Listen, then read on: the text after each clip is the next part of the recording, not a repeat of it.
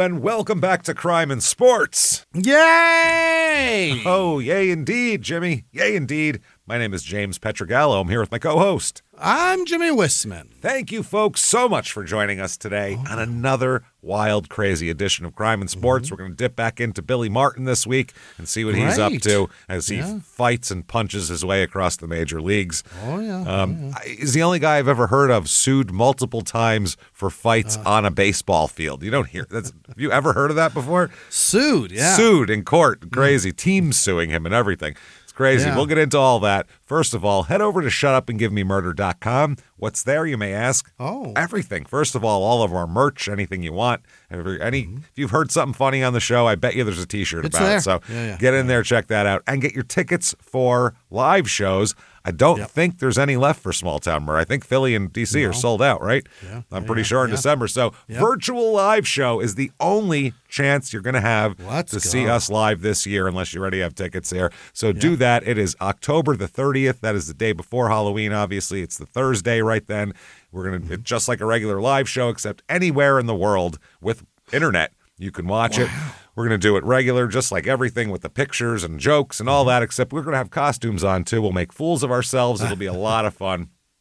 So get in there and get that. That's and it's available for 2 weeks after we do it, too. So you can watch it as many times as you want in there. You can do whatever you want with it. Check that out, all of that, at shutupandgivememurder.com. Also, check out Patreon. Get yourself some Patreon. Yes. Do yourself a favor. Patreon.com/crime in sports, just like this show. That's going to get you everything. That's the skeleton key to all of your desires here. I'm telling you, anybody $5 a month or above, you are going to get everything. Hundreds of bonus episodes you've never heard before immediately upon subscription.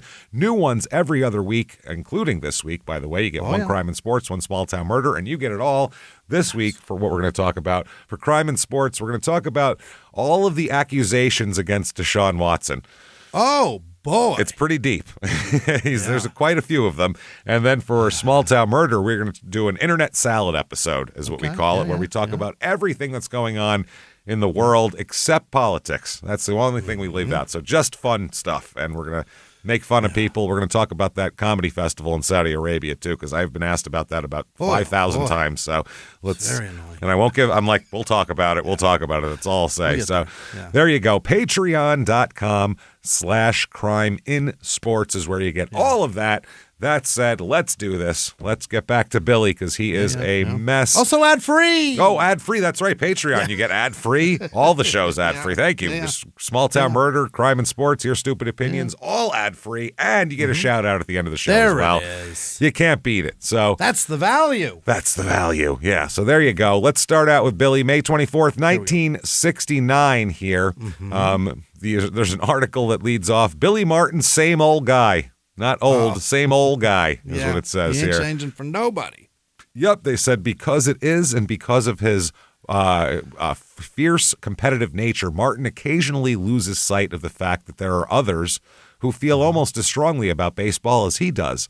And this leads to complications. A case in point was his recent run-in with Sherry Robertson, the Twins vice president and farm director, and George Brophy, the assistant farm director, over the optioning of a pitcher to Charlotte instead of Denver. Okay. What the hell does he care where the guy goes? Okay. Yeah. What's the matter? Calvin Griffith, who owns the Twins, called in all the principals, listened to what they had to say, and then he had something to say himself. He said there were two bosses on the ball club, Billy Martin downstairs on the field and Calvin Griffith upstairs in the front office. Martin apologized to Robertson and Brophy. He said, quote, I was wrong, dead wrong, to air the whole thing in the press. I could have said everything I had to say in private and kept it among us, which I should have. I have nothing but the utmost respect for Sherry Robinson and always have. I brag on him all the time, and I know the kind of great job he does. I certainly didn't want to show up anybody. I know every man is a proud man. The one thing I'm glad of in this whole thing is that it's all ironed out. So... yeah, he's fighting. This is what he does. He's fighting over that, and rather than just fight it out internally, he goes to the press because he wants them to know that, the public is on his side, basically. Yeah. Meanwhile, it's the owner's ultimate decision of what anything happens on the team, so they can Sure. They can send anybody anywhere they feel like. So, yeah. So they go on, and he says, I'm the manager, and Casey Stengel wouldn't have done that, and I got to do it better. How Casey Stengel would have done it, and all that kind of shit. Okay, now this is from the book. Billy also played all kinds of head games to get a mental edge on his opponent. In 1969, the young and promising Oakland A's were the Twins' closest rivals, and this is right on the cusp of the A's being a dynasty after this. Oh. Because I think it was, 71, 72. They won 3 championships in the early 70s. So it's in the 71 to 74 range in there. Mm-hmm. So they said when the A's came to Minnesota for the first time, Billy was irked when Oakland's 23-year-old slugger Reggie Jackson slammed 2 home runs, and the A's built a 7-0 lead. So this is going to lay the groundwork for all the crazy Reggie Jackson shit that's going to happen later with the Yankees. He said when Reggie came to the plate late in the game, 2 pitches whizzed by his head. Jackson charged the Twins pitcher, Dick Woodson, and the benches cleared. And Reggie said after the game, that's the kind of manager Billy Martin is. If someone's beating his club, he's going to put a little fear in that team's heart. I don't blame Woodson. He was following orders. I blame the manager. So right away, it's 1969, and there they are. They're fighting already. So Billy denied he was throwing at Jackson and said that the 2 teams were being separated on the field. He said as this was going on, Jackson threatened him. Billy said, he yelled at me that he was going to get me. I want somebody to write that, so if we ever get in a fight, he won't be able to sue me and say I started it. Okay. Now, Billy's crazy. If you've ever seen Reggie Jackson, he is a thick piece of humanity. He's a big man. He is a fucking sturdy guy. His legs are like tree trunks. His arms are big. His shoulders. He's a big goddamn giant home run hitter. Yeah, he's not small. He's not that small tall in stature. No. He's like 6'1". It's somewhere in there, 5'11" to 6'1", but he's a thick wide. son of a bitch, though. I mean, this is big block. And a lot younger than Billy. Not the guy you want to fight. You know what I mean? There's that, too. And the crazy part is he tries to fight him like almost 10 years later when he's even older. He doesn't care. He's insane. Yeah. Out of his fucking mind here. So manager Billy Martin sets the record straight, the Fort Lauderdale News says here.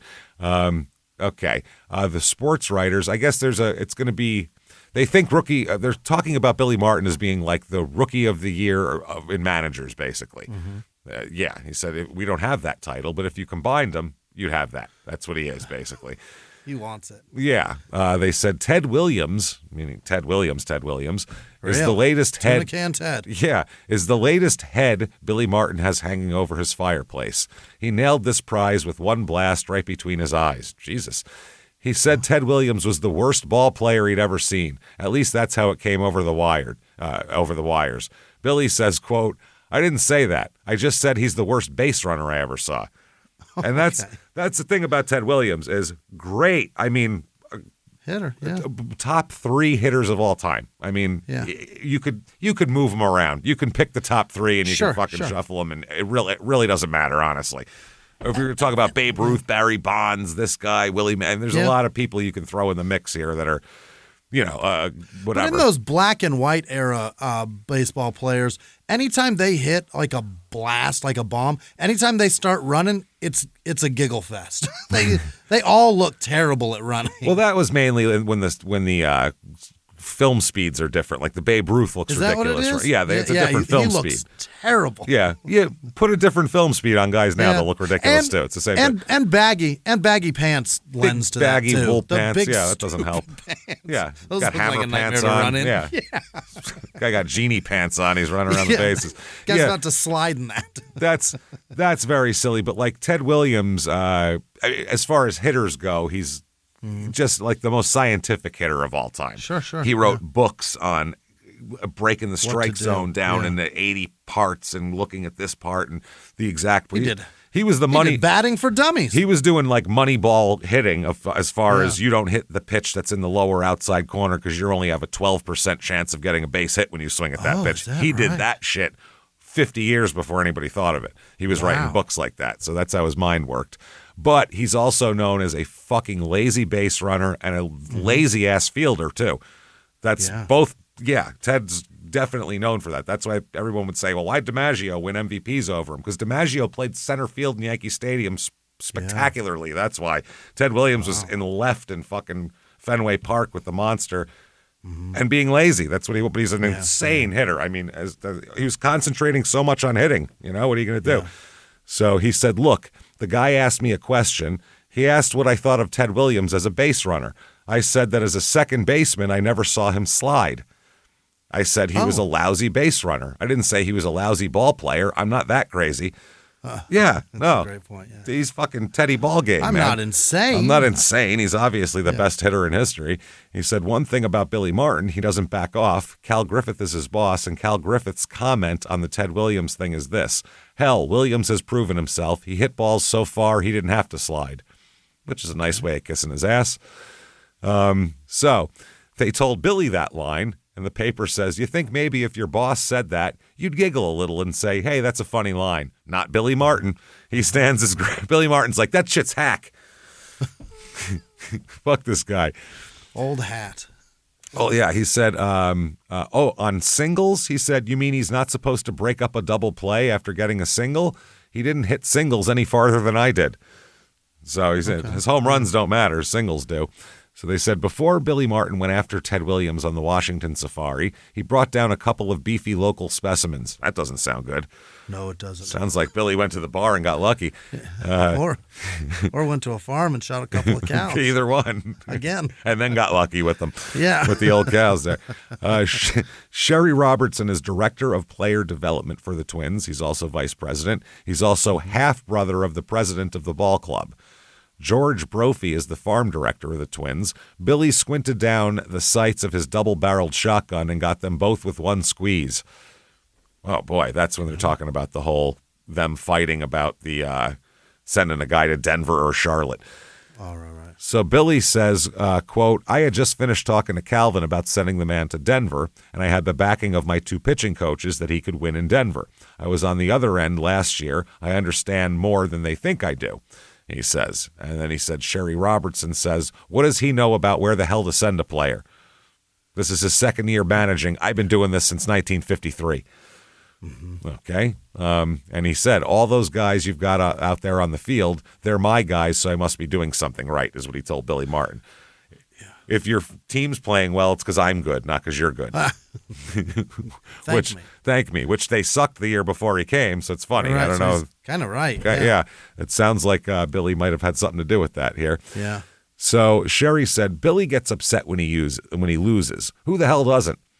He'll be all right. He's going to be a hell of a manager. He just has some learning to do about the different departments of running a ball club. It's like I told him. I said, God damn it, you take care of the managing and I'll take care of the player development. Okay, yeah. And Cal Griffith just said, the owner, that's just how Billy is. He got excited, but he's a real good manager. Yeah, that's how it works. Now, before Billy Martin put the uniform back on to manage at Denver and Minneapolis, he worked for Sherry Robertson and George Brophy as a scout, and apparently Billy didn't achieve the rank of super scout. One person said, no wonder Billy Martin didn't know what he was doing as a scout. He doesn't think Ted Williams was a good ball player, which is stupid because obviously he does. Yeah. It's just dumb shit. So, okay, here's a story from the book here. All right. There's a guy, Boswell here. Boswell was a temperamental but gifted starting pitcher, a 6'3", 190-pound right-hander who by 1969 had already posted 3 double-digit victory seasons for the Twins. During a trip to Detroit in August, Boswell was inactive because of a shoulder injury, but Billy still required all the pitches to run 20 laps from foul line to foul line before games, which no one understands, by the way. Pitchers? It's not, they're a weird breed. They Let don't them need. be. They don't need to do that. Don't fuck up their head. Just don't fuck anything up. Pitchers are like a comic. You just whatever their routine is beforehand. Let them do it. That gets them to be able Get to out of their stand way. there with everybody staring at them and do what they got to do. That's why Yeah. you're allowed to. You can do coke off a prostitute's ass while you call for more fucking nachos in a comedy club green room because that room is depending on you doing shit and no one else that works there knows how to do it. So. Right. Whatever you got to do to get prepared to do that, Let 'em do it. Go ahead. Need more coke, sir? They don't give a shit. So it's the same thing, I feel like, with this. So they said, and also, as Rod said, as my good friend Rod Beck said, I never saw anybody on the DL from pulled fat. Don't worry about me out there. Old fat ain't shit. On a pitcher, I'm good. Pitchers are weird. So during a trip to Detroit in August, he was inactive, and this is what happened here. When Art Fowler, Billy's pitching coach, reminded Boswell of his running duties before a Thursday night game, Boswell swore at Fowler and refused to run. Fuck you, old man. I'm not running. I'm not doing it. Yeah. Nope. After the game, the Twins lost, and Billy went to a bar called the Lindell AC, owned by Jimmie Boutsikaris, the best man at Billy's 1959 wedding to Gretchen. Mm-hmm. Now, the Lindell AC was a big place not far from Tiger Stadium, and one of the first sports bars in America with the walls and tables lined with jerseys and autographs. Oh. It was the Toots Shores of Detroit, which that was the real poppin' place in New York where all the athletes went. He said, on this night, Billy was drinking with Fowler and Bob Allison, one of his outfielders. While it might have been baseball tradition that managers didn't drink with their players, or at least not for too long, Billy felt otherwise. Yeah. He liked most of his players, and he wanted to be with them. That's the other thing about Billy. It's a common rule in baseball that back then, anyway, the players were not allowed to drink at the hotel bar of the hotel they were staying at. They were allowed? Not allowed. Not allowed. Okay. Every ball club had a rule of that, except Billy. Oh. Because Billy said, I don't want to get a goddamn call at 3 a.m. that some idiot fucking left fielder much more convenient. Wrapped a car around a goddamn telephone pole, and I got to go get him out of jail. Back to the hotel. Yeah, he goes, I'd rather have him get shit-faced and stumble back to his room. So I was like, he's being realistic. He's a ball player, so that makes sense. So, but Billy, he likes to hang out and drink with the players. It's just how he is. He's a player. He's one of those guys. He would talk baseball, and he would hear things from the player's perspective about the team. And after a couple of drinks, it gets a little looser, and the guys are a little more honest, and he knows the heartbeat and what's going on. It's just convenient for them to do that there. Much better, but it doesn't look good thing for baseball. Yeah, the optics are bad. It also raises a flag to anybody that wants to bother fucking baseball players that they. Well, I know where they're staying because they're all at this hotel bar. Exactly, but it was a little bit different back then as far as people because nobody was going to like get autographs to sell or any of that shit. It was just women trying to fuck them. That's all. In 2004, I crashed Warren Moon's party at the fucking Hall of Fame. You know what I mean? Yeah. And in a thermal. I wasn't even dressed nice. You're like, what's up? Jimmie shows up in a Making Bacon t-shirt being like, what's up, everybody? In a shirt that said, Where's the I bar? ate the 96er. Yeah. Christ, man. Holy shit. So, Billy also, Boswell, whom Billy liked and always called Bozzy, was at the bar too, but across the wide room.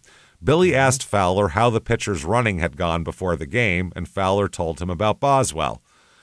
Billy told Fowler he would address it with Boswell before the next day's game. The group had a couple more drinks, and Fowler went back to the team hotel. Once Fowler left, Boswell came over to Billy. And Boswell said, Art told you about my not running, didn't he? Yeah. What are you here for, the not running thing? Yeah, Billy said that's his job. And Boswell said, I'm going back to the hotel to kick his butt, that little squealer. Oh. I'm going to go beat my pitching coach up right now. Yeah. Yeah. So Billy said, Bozzy, you're not going to do anything like that. Boswell said, yes, I am. Got up and headed toward the door. You bet your ass I am. Now, Allison, who was as big as Boswell and one of his close friends, ran after Boswell and stopped him near an alley behind the bar. As usual, there's conflicting stories from this moment on, but what is known is that everyone had been drinking. So that's why things get cloudy. Now, Allison apparently said, if you're going to be a tough guy, why don't you hit me? And Boswell did, knocked him down. Okay. You got it. Yeah, there you go. Billy always maintained that when he got to the alley seconds later, Boswell was hitting Allison as he lay on the ground. Billy pushed Boswell away, grabbed a chain with a crucifix that hung around Boswell's neck, and used it to draw Boswell closer as he punched him repeatedly in the stomach. So first the pitcher's beating up the outfielder, then the manager comes outside to beat up the pitcher for beating up the outfielder. We all following this? By his chain. Yeah. Pretty soon there's going to be an elephant running away from a mouse. This is ridiculous. This is the dumbest shit ever. God damn it, this is awesome. Yeah, here it is. Pitcher above outfielder, manager above pitcher. Calvin Griffin's going to come down being 88 years old and beat the shit out of Billy now. And they're all doing it because the pitching manager beat up a fucking ball boy. Yeah, bat boy. All of this. So it all goes downhill from there. All goes downhill because he caught the guy Well, they caught the bat boy beating up the guy cleaning the toilets. It's really a mess. The whole thing's a disaster. Yeah. Is that when fighting a bigger opponent, Billy later explained, you have to get inside and close to him. Yeah. Yeah, pulling his chain kept Boswell close. Finally, according to Billy, he punched Boswell in the face, which sent him bouncing off an alley wall. Reporters would later ask Billy what happened next, and he said, well, when he came off the wall, I hit him again. Hit him again. That's it. He bounced towards me, yeah. He said Boswell fell to the ground, and Boutsikaris intervened, saying, Billy, he's out. Years later, Billy wrote, I looked at Boswell and I felt sick. He was bleeding badly, and I felt terrible because I really liked the kid. It's a good guy. And this is why managers don't drink with their players generally. They very rarely get in fights with them on team planes or anything like that. While they're sober? While they're sober, yeah. Yeah. So, yeah, he said, I was thinking to myself, how in the world did this happen? No one's going to believe it. How the hell do I get myself in these situations? Stop punching things. That's how. Stop fighting, yeah. You're always fighting. If those two guys want to fight, let them fight. If Art Fowler wants to squeal, then he can get his ass kicked too. What are we doing here? So, anyway, he said Billy ended up going to the hospital with Boswell. The fight made national news since it's not every day that a manager pummels one of his own players. Right. That's rare, although it wasn't altogether uncommon back in like the early 20th century. Yeah. Those guys were rugged back then, though. That was a different breed. Yeah. And they were like the most callous-handed fucking guys in the world, those guys back then. They were all day jobs and furious about it. They played all day. They were in the sun all day. Yeah. Those guys were 26 and they looked 50. Those guys were a mess back then. You don't fuck with those guys. Hard drinking, train riding, fucking angry men. Angry, not making shit for money. Like, oh man, pissed off. Yeah. So he goes to the hospital, and that's what goes on. They said on the team it wasn't a total surprise. Rod Carew said Dave at that time was a problem. The guy he beat up, Boswell. Yeah. He said he drank a lot and he was a problem. And he challenged Billy. And knowing Billy, he's not going to back down from anyone. And he put a whipping on Boswell. Sure, yeah. But it didn't look good. Jim Catt, who's a great pitcher. I think he won like 18 Gold Gloves or something, Jim Catt. Jim Catt? Yeah. He's a Yankee announcer, Twins pitcher for a long time. He said, let's face, Dave's face was all black and blue, and it looked like he'd been in it with Jake LaMotta or something. They said Billy walked around for a few days with a badly swollen and cut right hand. Griffith interviewed all the involved parties and ended up fining Boswell, who apologized to Billy in the owner's office. Wow. So he's the guy who got the fine. Well, I guess he started it all. I'm so sorry I hurt your hand on my face. My bad. Jesus, I didn't mean to get my face in front of it like that. Billy said it was unfortunate, but sometimes these flare-ups happen. Boswell won 20 games for the 69 Twins, which is the best season he had in the big leagues. So every manager should have punched him in the face. It might have helped. Yeah. That's what it is. And this is all in the newspaper as well. I mean, doesn't look good. Boswell reported to have received 20 stitches to close facial wounds. Wow, look. That's an ass whooping. The beatings will continue until morale improves? Is that old? The beatings shall commence. Wow. Until morale improves. That's how it goes. And I'll be honest, too. It looks bad from one standpoint, but from another standpoint, when Billy says, hey, go do something, you're going to go fucking do it now. That guy's face was split. He beat the shit. And he's a young fucking strapping guy and who just beat up an outfielder. Right. And then Billy came over, kicked the living shit out of him. You go, Jesus, don't fuck with our manager. You know what I mean? You don't go, that old man, what does he know? Shit, okay, Billy, no problem. Right. Yes, sir, is the only fucking question you'd have at that point. Or answer you'd have at that point. So apparently that's that, he said Martin said later on, Allison was standing there with his hands in his pockets when Boswell hit him with a sucker punch, knocked him down and almost out. Yeah. He said, that's when I saw that. He said, I see Boswell attacking him and landing several blows. And Billy said, I hit him 5 or 6 times in the stomach. Then I hit him in the head when he came off the wall. I hit him again. He was out before he hit the ground. There you go. What do you want from me? Pretty good fight. One guy's looking one way, the other guy's looking one dog's looking one way, the other dog's looking the other way. This guy's saying, what do you want from me? What do you want from me? I don't know. So anyway, that's hilarious that he's beating up his actual players here. Right under it, though, there's some fun ads here. Okay. Yeah. The Fine Arts Theater on Baltimore Avenue in Asheville, North Carolina, Yeah. is showing some 1969 porn, it looks like. Oh, boy. Oh, yeah. Adults only. One is called The Love Child. The next, which, late 60s, that makes sense. The next one is called Love Me Please. Also showing is Campus Confidential. Yeah. College girls. Yeah. She's begging for it. It's then under that, controversial, yes. Brutal, yes. Bold, yes. Brutal? It's called Slaves. Oh, brutal. It's a porn about boy. slavery porn. Oh, my God. Jesus Christ. Let's not have that. Oh, that's not a porn. Is it? No. Hold on a second. It says, it says suggested for mature audiences, which sounds like porn. It does. But it's starring Dionne Warwick and Ossie Davis. I don't think that's porn. Ossie Davis is an amazing actor, like a all-time. He's not in porn. And Dionne Warwick Dionne ever was. had a career. That's telling motherfuckers to walk on by at that point. Like she had it all going actor. On. Yeah. Wow, that's right under the porn shit too. So it really is confusing. Okay, August 24th, 1969. There's a headline here: Mrs. Billy Martin, no second guesser. Gretchen here. Gretchen balks at trying to second guess the baseball maneuverings of her husband. Well, yeah. So they're talking about a play here. Rich Reese hits a bases-loaded home run that gives the Twins a crucial victory in Baltimore. En route to the airport the next day to send the manager off on a road trip, Mrs. Martin poses a question many Twins fans were asking him. She said, quote, "I asked him, Rich Reese is going to be in the lineup tonight, isn't he?" said Mrs. Martin. He said, "No. I thought he was kidding me. He just won a game for us, Yeah. Rich Rennick started in the game instead. Martin's explanation that certain left-handed pitchers gave Reese trouble. He said, Rennick got 2 big RBI in the first inning and we won the game, said the manager's wife. I really wouldn't dare to disagree with him about baseball. Well, that's probably wise since he's been playing it forever and it's not your job. So, yeah, that makes a lot of sense, I think, at that point. I'm sure the Boeing guy's wife disagrees with.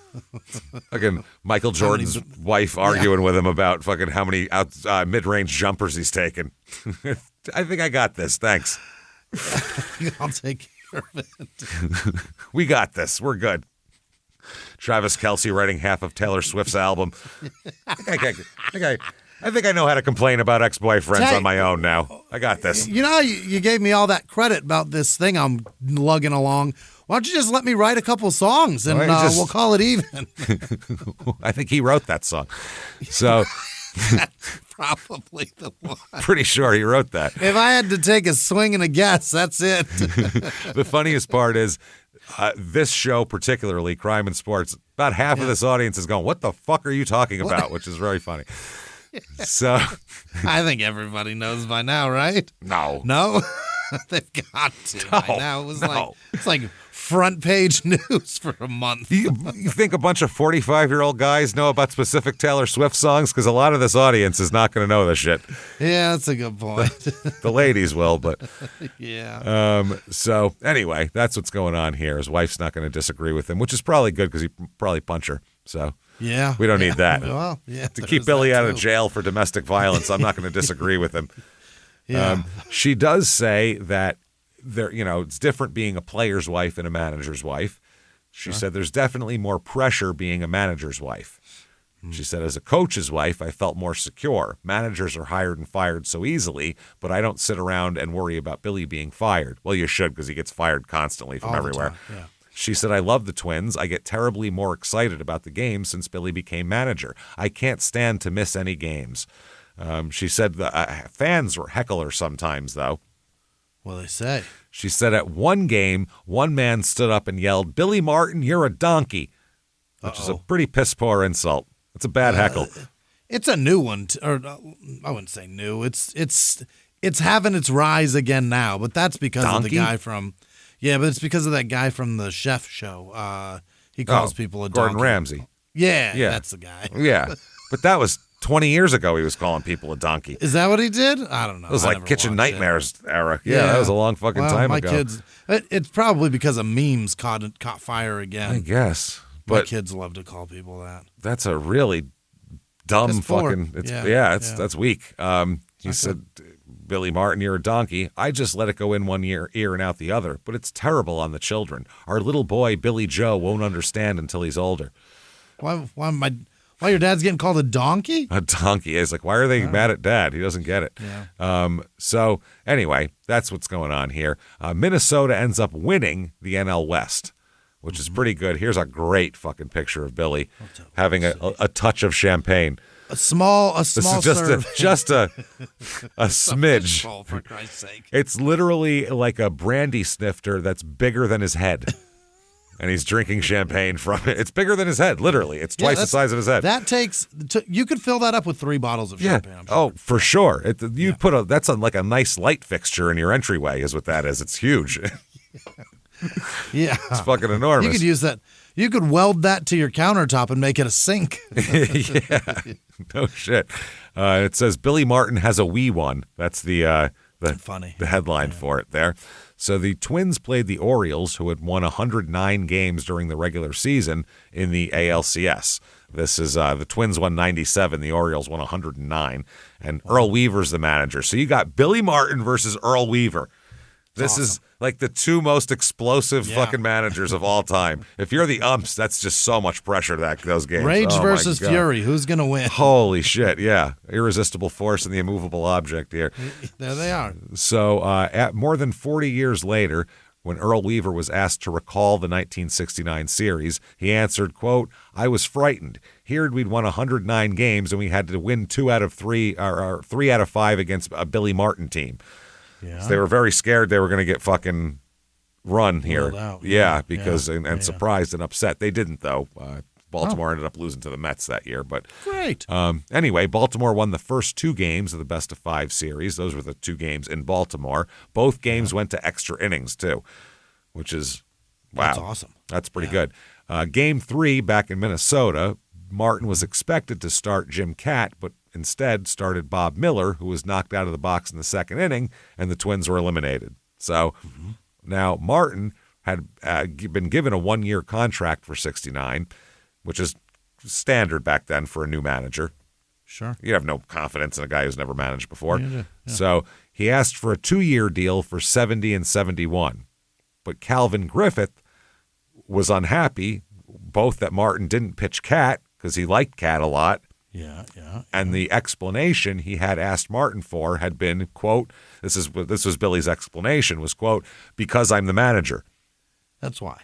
That's why. Because I'm an adult. That's why. He was looking for baseball reasoning of why you did that. And Billy said, I don't have to tell you my baseball reasoning. I'm the manager. Fuck you. Because I'm your father. Shut up. Which is tough to say to someone who signs your paychecks, literally. Yeah. Not the GM, the actual guy whose money he's paying. Well, that's not good.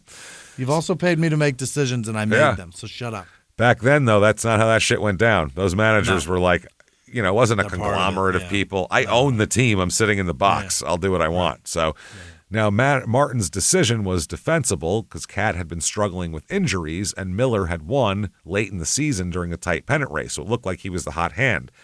Other events during the season, such as the fight with Boswell and Martin kicking Hubert Humphrey out of the locker room when he tried to visit after a Twins loss, also embarrassed the team. Hubert Humphrey? Hubert Humphrey ran for president and all that shit. Yeah. And I think he was Lyndon Johnson's vice president, I believe. Right. And then he ran for president, lost Kicked to him Nixon. out. Kicked him out because it was a loss. So he said, no fucking visitors. It's a loss. Don't care. Don't care who's here. Don't care how important you are. Fuck off. So that's what happened.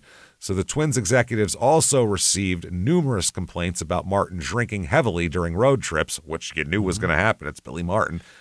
And were angered when Griffith told Minneapolis Tribune columnist Sid Hartman off the record that the Twins were thinking of firing him. So Martin had led the team to a division title, but they felt like Martin was more trouble than he was worth, and the team executives were trying to pressure Griffith to fire him.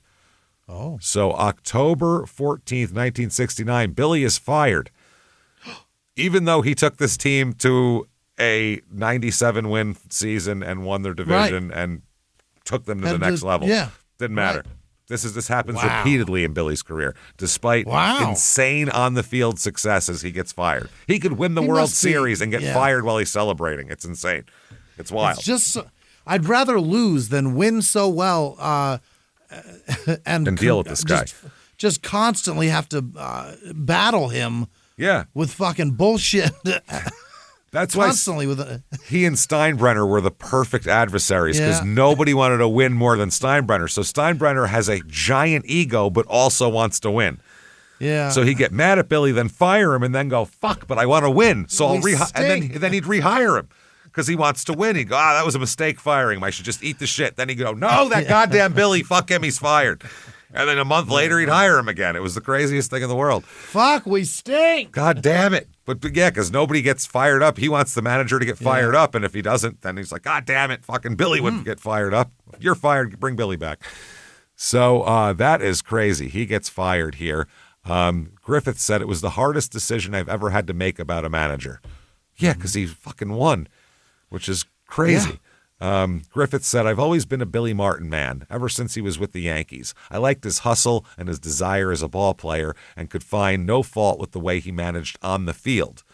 But a general manager, Griffith also holds that post with the Twins, should consult with a manager about certain situations. He didn't want to come in and see me. He thought I was being critical of the ball players. I never told him how to play the game of baseball. I never interfered with him doing his job on the field. But I think the Twins are as much a part of me as a Billy Martin. I'm the one who has to sign the ball players. I should have the right to say what's what. Sure. Yeah. He said, prior to hiring him, realizing his explosive personality and his inexperience as a manager, I had numerous meetings with him to set policy and guidelines, which means nothing at that point. He still has to go out and play, or the team has to play.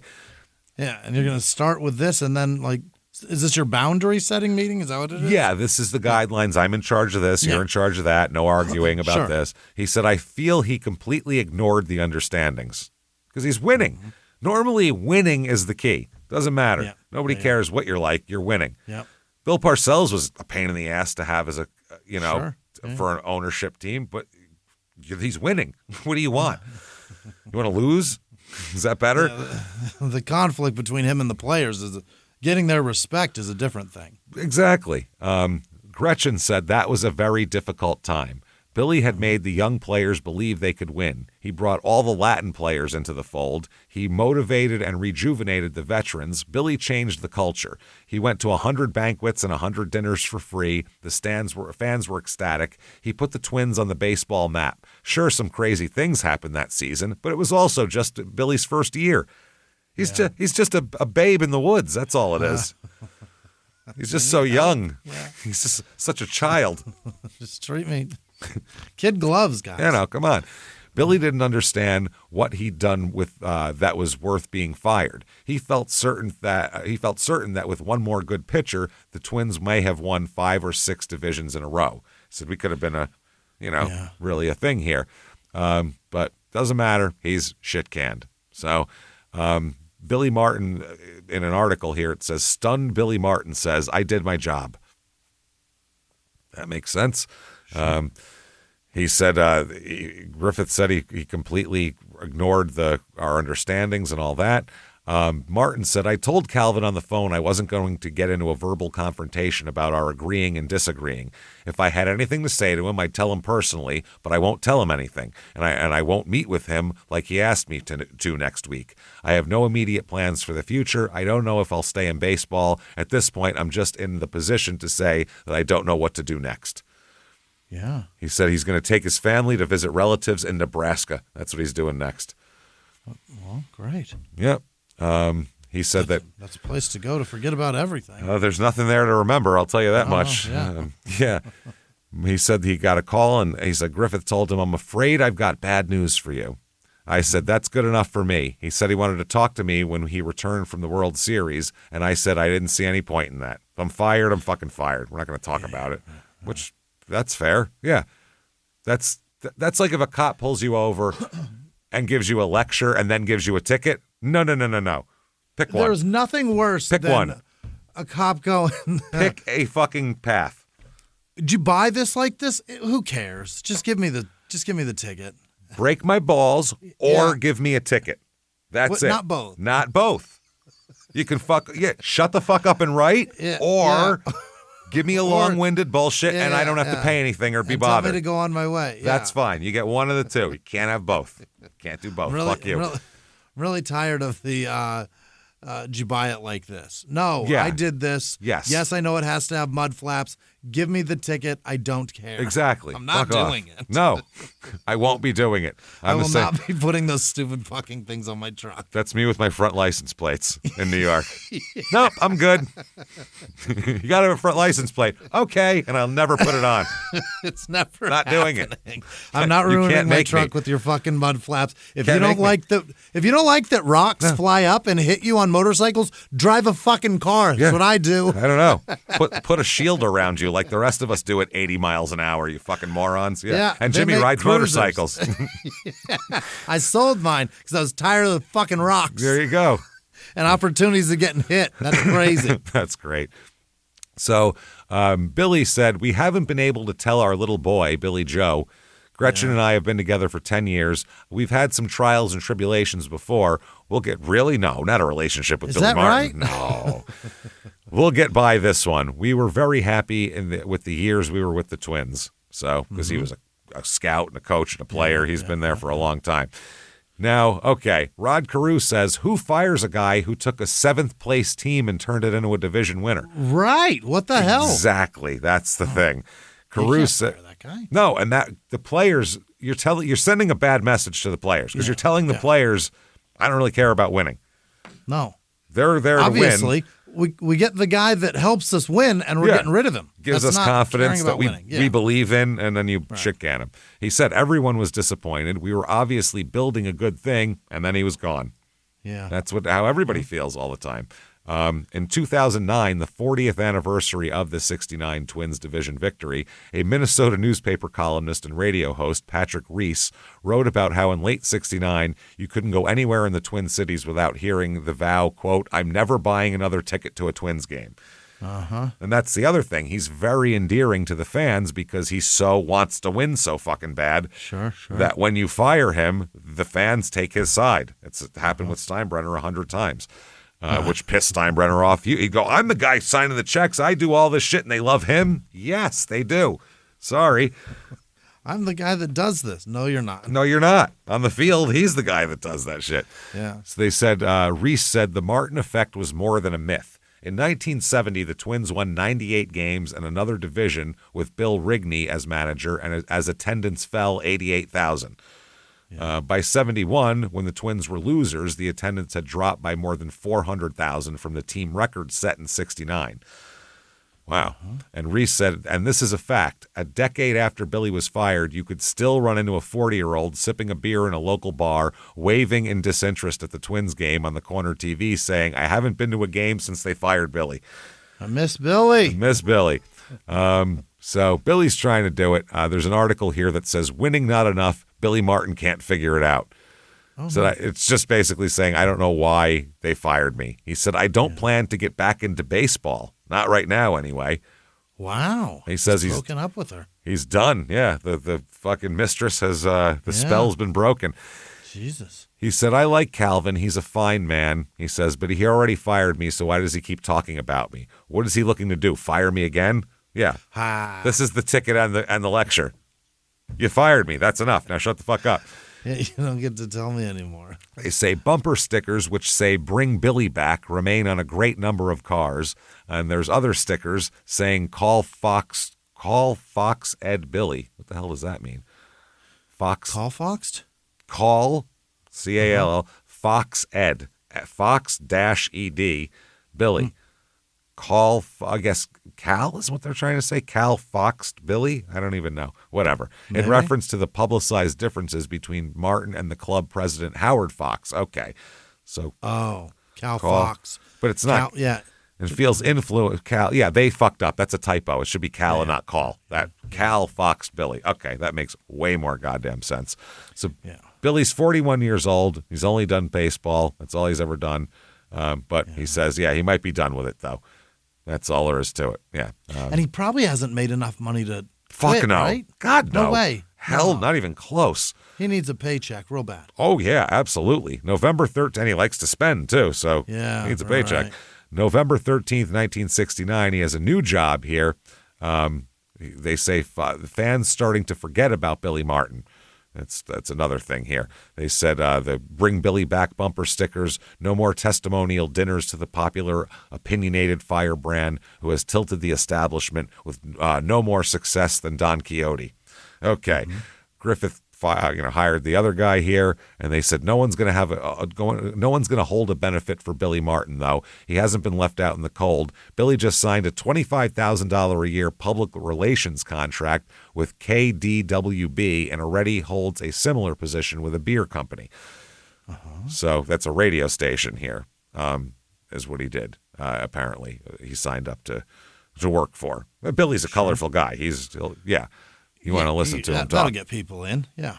December 17th, 1969, he says he's happy and he's biding his time. He said, I'm not going to take any job, whatever. He said, I can't kid myself. When spring practice rolls around next year, it'll kill me to be away from baseball, and I'll probably cut my heart out during the season. But right now, it's just a cross to bear. You can't divorce yourself from something you love, but I'm not going to cry about it either. Okay. So there you go. And he said, I'm the executive assistant to the president of KDWB in the cities. He's the what? The assistant to the president. So executive assistant to the president. Okay. So it's a shadowing him. Yeah. Yeah. He said, I'm also learning radio management. I'll be dealing with youth and also doing some on-the-spot sports. Right now, I'm making more money than I did with the Twins, and I'm happy. And they say on The Office, you didn't watch the show. No. That was Dwight Schrute's title. He would say, "I'm the assistant manager," and Steve Carell would go, "Assistant to the manager." Oh, okay. He's not an assistant manager. Yeah. That's All right. that's dry. I just adore Steve Carell. I love him too. I've never fucking cracked a smile watching that show. I'm like, what am I watching? This is so fucking bad. That's why when you said that, I was like, what? How did they?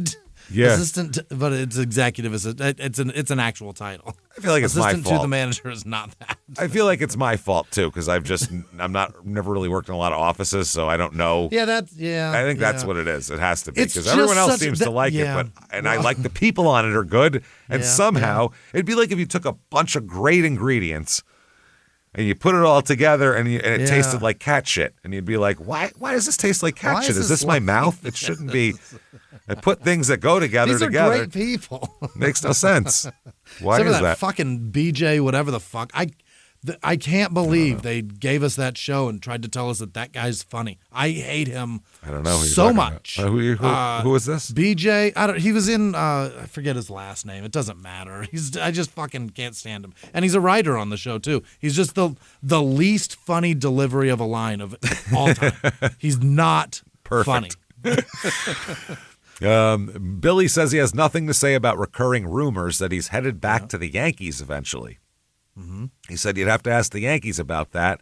I'll just say that if the right spot came along, I would consider it, but I'm not looking for a job. Okay.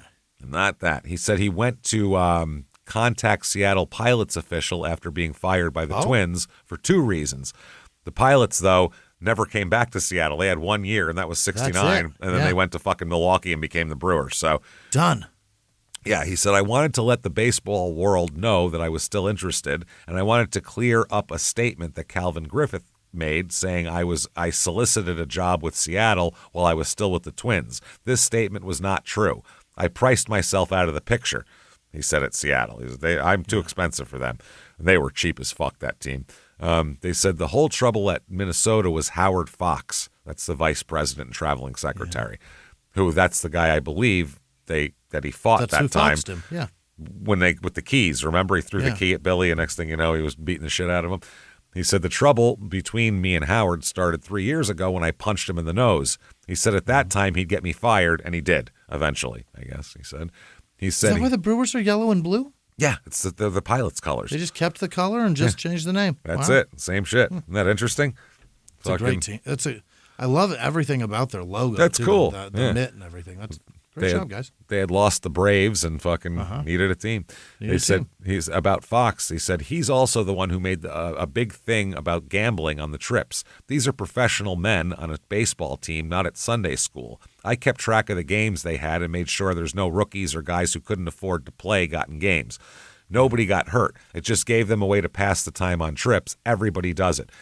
Gambling on the team plane in sports happens. It's just right now. It's been going on. It's the biggest thing in the fucking world. They all owe each other thousands of dollars and all this shit. That's just what they do. These are competitive guys with 5 hours to kill, all in a tube together. They're going to gamble. Right. That's it. They can't play basketball against each other or baseball on the plane, so you can play cards though. So they said they talk about the Twins. He had a lot of praise for the team and everything. He said they all did a great job, and I think the proof is in the pudding in the fact that they each collected $6,400, meaning that's for winning the division to go into the playoffs, the bonus. The team changed I to we, and without interruption, I think we could have had a dynasty for 4 or 5 years at least. Mm-hmm. And he said that he will miss the people in the area.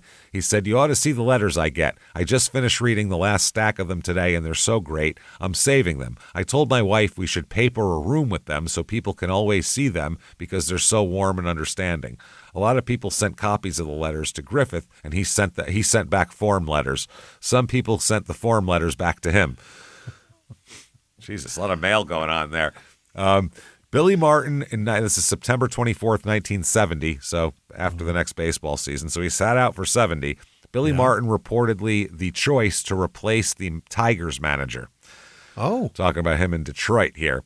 They said he is reportedly scheduled to replace Mayo Smith, as the manager of the Detroit Tigers here. So they said Billy said, there's no way I can divulge anything. I've been talking to a few other clubs, too. Okay, that's interesting. October 30th, 1970, Billy is named the manager of the Detroit Tigers. Here we go. Where he won't Back in the last. saddle. Where he won't last very long. He said, I think we can win the pennant, and that's why I'm here. Mm-hmm. He said, I don't think major changes are necessary. I think the material is here. There's just a few changes that need to be made. That's it. He said, I know I'm taking a wonderful man's spot in Mayo Smith. I've admired him all my life.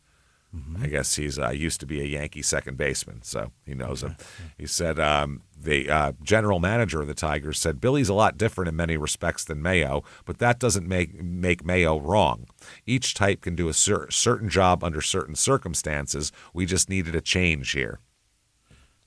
And it's a baseball. Sometimes you just need to mix shit up and get a different vibe going on the team here. So Martin said, I don't think there's a generation gap, talking about that this guy was a lot older and Billy's a lot younger. He goes, I don't think that was that guy's problem at all. He said, there's a communications gap. I plan to talk with each player individually and often. The only way you can stop cliques is to nip them in the bud. He said, loyalty and honesty are two-way streets. I'll give it and I'll expect it in return. Right. There you go. He said, and I'll be strict with whatever it takes, too. Billy's hiring has no bearing on the handling of Denny McClain, they also said, too, because they said that Martin was hired. The team was asked if Martin was hired because he'd be able to deal more with Denny McClain, who was recently suspended, which we talked all about Denny McClain on the Denny McClain episode. Kind of a bad guy. Yeah, he turned into a real bad guy. Now, Martin, the next newspaper article, discredits the inside story on McClain. Okay, he said, Billy Martin has been the Detroit manager less than 2 weeks, and he's already in the middle again. This time he's the middleman in a story concerning Denny McClain. The story is supposed to be the inside one on why the Tigers got rid of McClain. There's only one thing wrong with the story. It's not true. Billy Martin, attending the World Series here, was standing in a hotel lobby waiting for his wife Gretchen to join him when a guy he knows came over to him and asked him about the story some people are circulating, the one where Martin asks the Detroit brass to get rid of Denny McClain at any cost because he'd pose a tremendous morale problem as long as the other players remained. Right. Listening to the story again, Martin said, morale had nothing to do with McClain leaving. We need a third baseman and a shortstop. We listened to all the other offers and thought Washington's was best. They said, "You feel you could have handled McLean?" He said, "There isn't the slightest doubt in my mind I could have handled him. I had no problem. I could have beat the shit out of him if I didn't want to handle him. That guy. Yeah, just punch him. He'd get the idea." They said, "How would you have done it?" And he said, "Easy. I'd have sat his butt down and had a talk with him. I would have told him my rules, and when we would have seen what happened. If he wanted to be treated like a man, I'd treat him like a man. If he wanted to be treated like a boy, I would have accommodated him that way too." Diplomacy until I need to punch him in the mouth. Exactly. Then I'll smack him around and put him in timeout. He said, "What do you figure your biggest job with the Tigers will be?" And he said, "Molding them together. Get them thinking of we instead of I'm." And, he said, like Casey Stengel would do. So he said Martin's wife joined the group, and Detroit's new manager employed a beautifully controlled, soft voice. Talked very differently once his wife arrived. He said, "Cripes, Gretch, you're so slow. What took you so long? You never get out of first gear." Gee, thanks for saying that in front of the press, Billy. Appreciate that.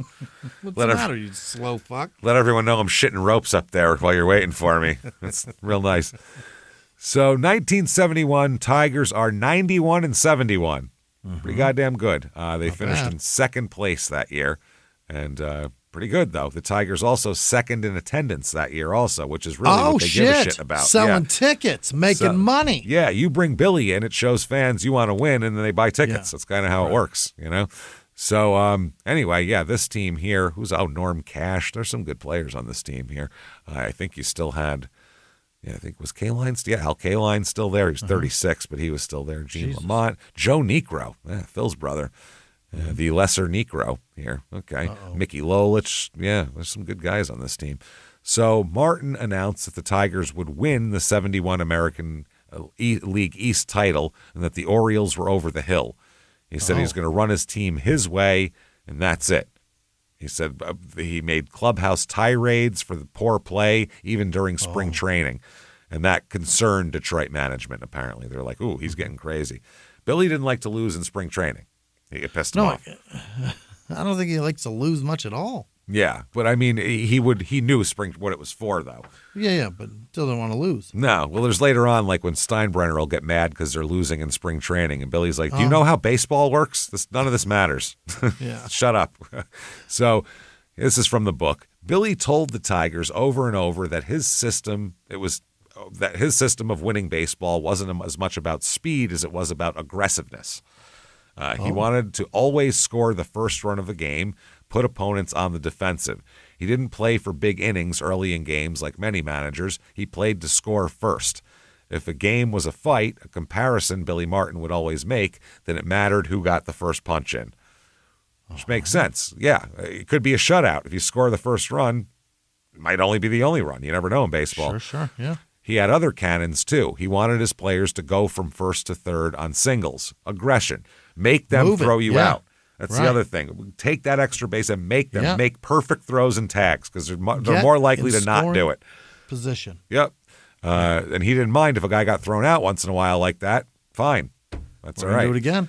Yeah. He said he wants hard slides into that third baseman, too. Yeah. He said, let's see if their outfielders can make that throw, and let's see if the third baseman will stand in there and make the tag with the ball and the runner arriving at the same time. Slide over the bag, have the third baseman take the contact and the throw. Fuck them. Yeah, that's smart baseball. He wanted base runners faking a steal of home, hoping to draw a balk from the pitcher. It would steal a run and demoralize the pitcher. Little things. It's never relaxing for a second. It's always pushing and pushing and pushing. Yeah.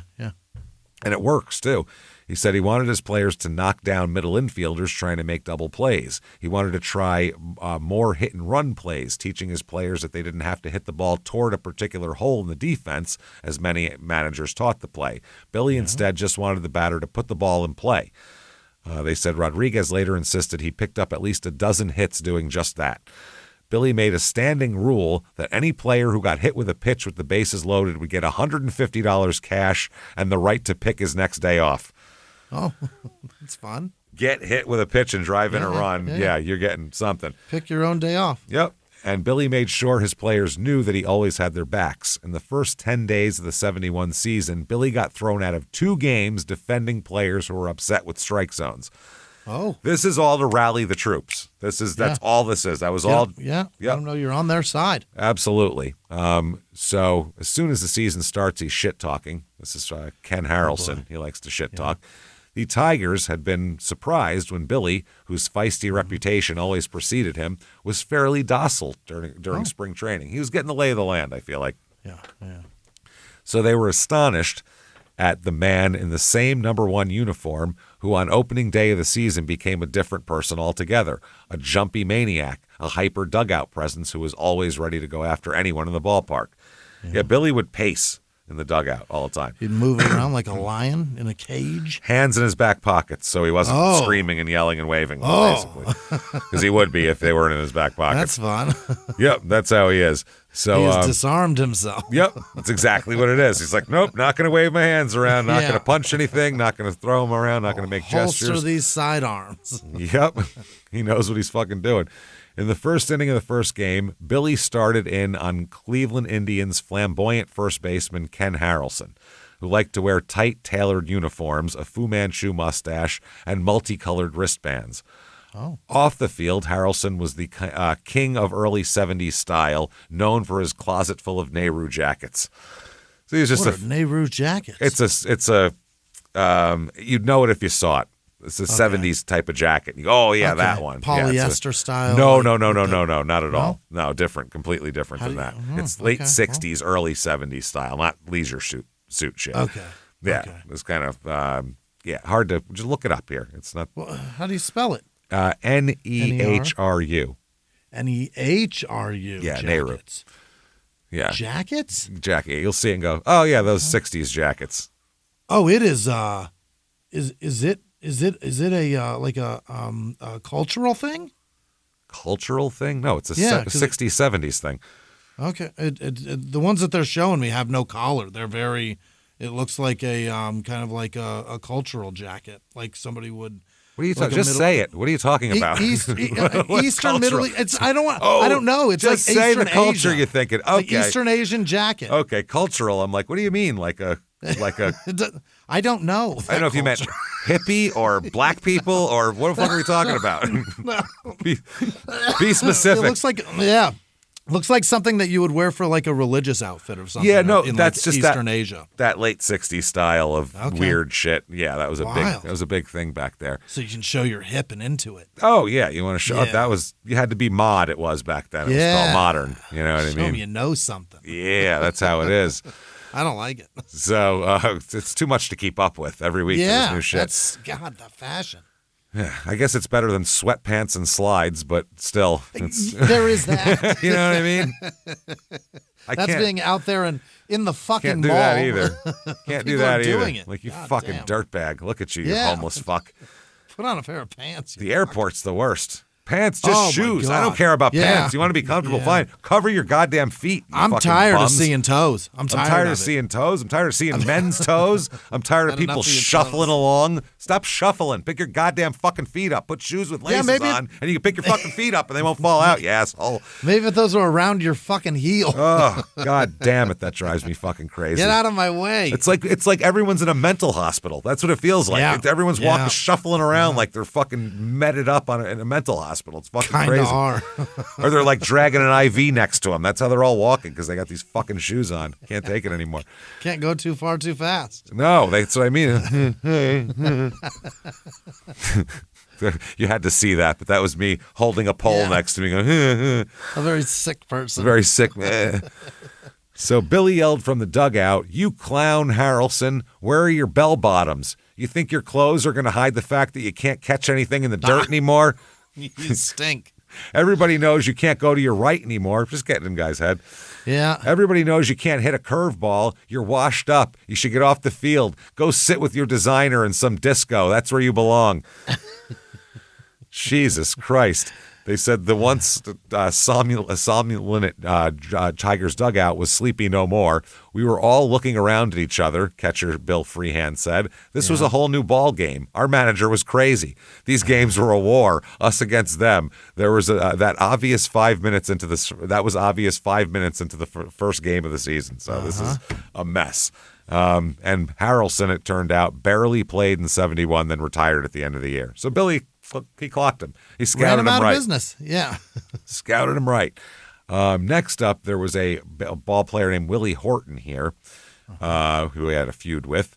Martin repeatedly benched the guy, and that was a problem. And he kept himself out of the lineup with an alleged injury that Martin didn't believe. Uh-oh. This is from the book. Billy's intensity was not directed only at the opposition. When Willie Horton, one of his stars and a crowd favorite as a Detroit native, did not run out a ground ball, which is Billy's fucking I mean, fucking do it, yeah. He pulled Reggie Jackson in the middle of a fucking inning because he was lazy. He lazily went after a fly ball and didn't really give it much effort. Billy pulled him right off the fucking field. So you get out of there, yeah. And that was when he was like, you the do this huge 100%, star. or you don't do it at all. He's nuts like that. So Billy yanked him from the game and benched him for the next game too. When Horton was reinserted into the lineup, he said he was injured and couldn't play. Uh-oh. Where the hell did you get hurt? You were fine when I pulled you off the field. You were sitting. Apparently, Billy and Horton had a 10-minute screaming match in the manager's office afterwards. You know what, though? I got to give Billy credit. 10 years ago, he couldn't fight for 10 minutes without throwing a punch. That's pretty impressive. He's figuring out that he probably can't throw him anymore. Yeah, that's not bad. Oh, no, God, no. That's not even close to the case at all. This is actual self-control. The threat of the lawsuit, perhaps. Maybe. They did not exit as pals after the argument. Billy wanted Horton suspended by the Tigers and told reporters so. Horton wanted to be traded. They feuded for a while, but Horton ended up back in the lineup and played well. Horton who later, by the way, became a coach for Billy in the 80s. Is that right? That's the other thing. If you fight with Billy in the beginning, doesn't mean you won't be friends later. You might earn his respect. Exactly. He said, Billy made me see some things for what they really were, and he became a mentor. Interesting. This was after now we'll talk about their first loss of a regular season game in April. Okay, baseball's not football. No. Losses happen all the time. You're gonna lose a couple times a week. It's just the way it happens. You got fucking 162 games, and the best teams in history can only win 115 out of those. And most of the time, the really good teams win 100 out of 162. Great teams lose a ton. Just happens. 100 is amazing. Yeah. So when the Tigers lost their first regular season game to Baltimore in April, a one-run loss too, it wasn't a blowout or anything. Billy came back into the team's clubhouse and saw his players surrounding the customary meal spread, a table in the center of the room piled high with a hot entree like fried chicken, meatloaf, or pork chops, as well as cold cuts, condiments, and other food and drink. The post-game spread. In a scene that would be repeated in clubhouses from Oakland to New York from 1971 to 1988, and by the way, also repeated in 100 baseball movies, this scene, Billy screamed, "Go ahead and stuff your faces, you bunch of fucking losers. We should have won that game. How can you eat?" I'm hungry. How do you have a stomach to eat, you fucking losers? What's wrong with you? You should fucking sit there sadly and then sulk out of the dressing room eventually and go home. I want to throw up right now. Yeah, go home and cry to your wives. So then Billy charged across the room, grabbed the food table with both hands, and flipped it over. Flipped it. Then he kicked it a couple of times too, just to make sure nothing was left edible. I need none of this to be able to not touch the ground. This is all going to be fucking garbage now. Willie Horton said stuff went flying everywhere. There was chicken in the lockers, coleslaw on guys' shoes, beans on clothing, and food and drink all over the walls. Oh, my God. I got some coleslaw on my loafers here. Thanks, manager. Thanks, Skip. Appreciate it. I got gravy on my LaRue. What was the jacket called? Nehru. I got some. I got a chicken thigh in the fucking breast pocket of my Nehru over here. This isn't good. Shit. So he said, then Billy just stormed into his office and he slammed the door. We all kind of looked around. Nobody had ever seen anything like that, but everybody knew that Billy really hated to lose, and maybe we better start hating to lose too. Shit, if this is what it's like when we lose, we better fucking win. You know? You don't have to love winning. Just hate losing. Hate it. Hate it so much. You should hate losing more than you like winning. Absolutely. That's the only way to play sports. That's the benefit of winning. Yeah, you don't want to fucking hate losing. We didn't lose, you guys. Yeah. God damn it, great? That sucks. So they said there were other moments later viewed as motivational or as a case of team bonding.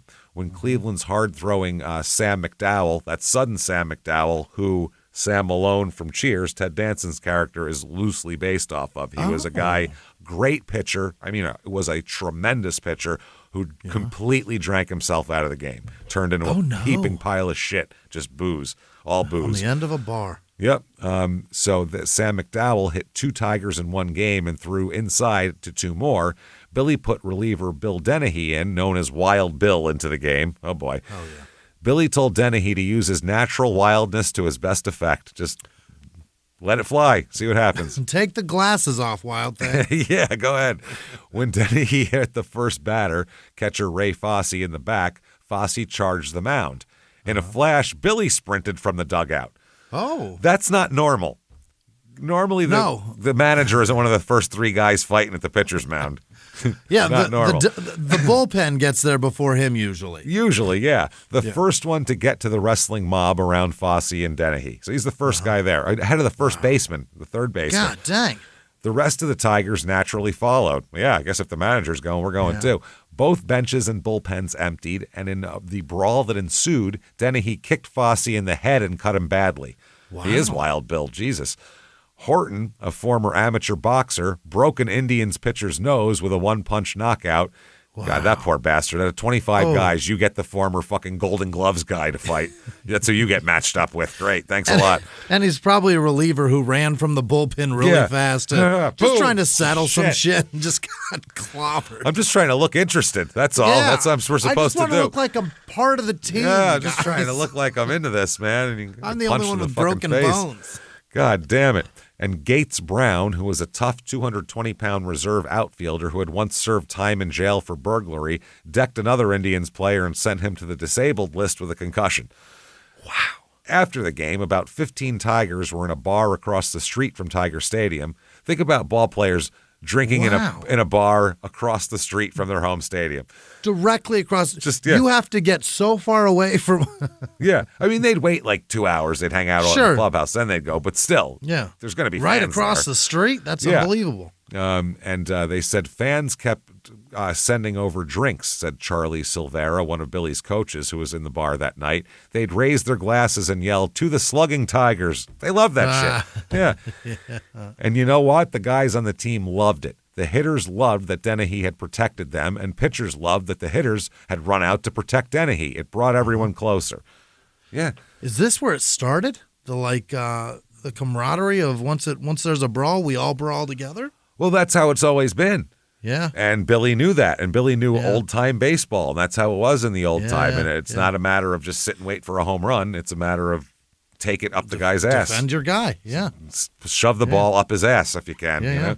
All right. So they said there was repeated conflicts with umpires, with the personnel off the field. He accused the organist of Oakland of trying to distract his players. Playing organ shit at the wrong time, and the scoreboard operators in Baltimore of spying on his team. Oh, that happens a lot though, because that's how the Astros did it. That's how they did it.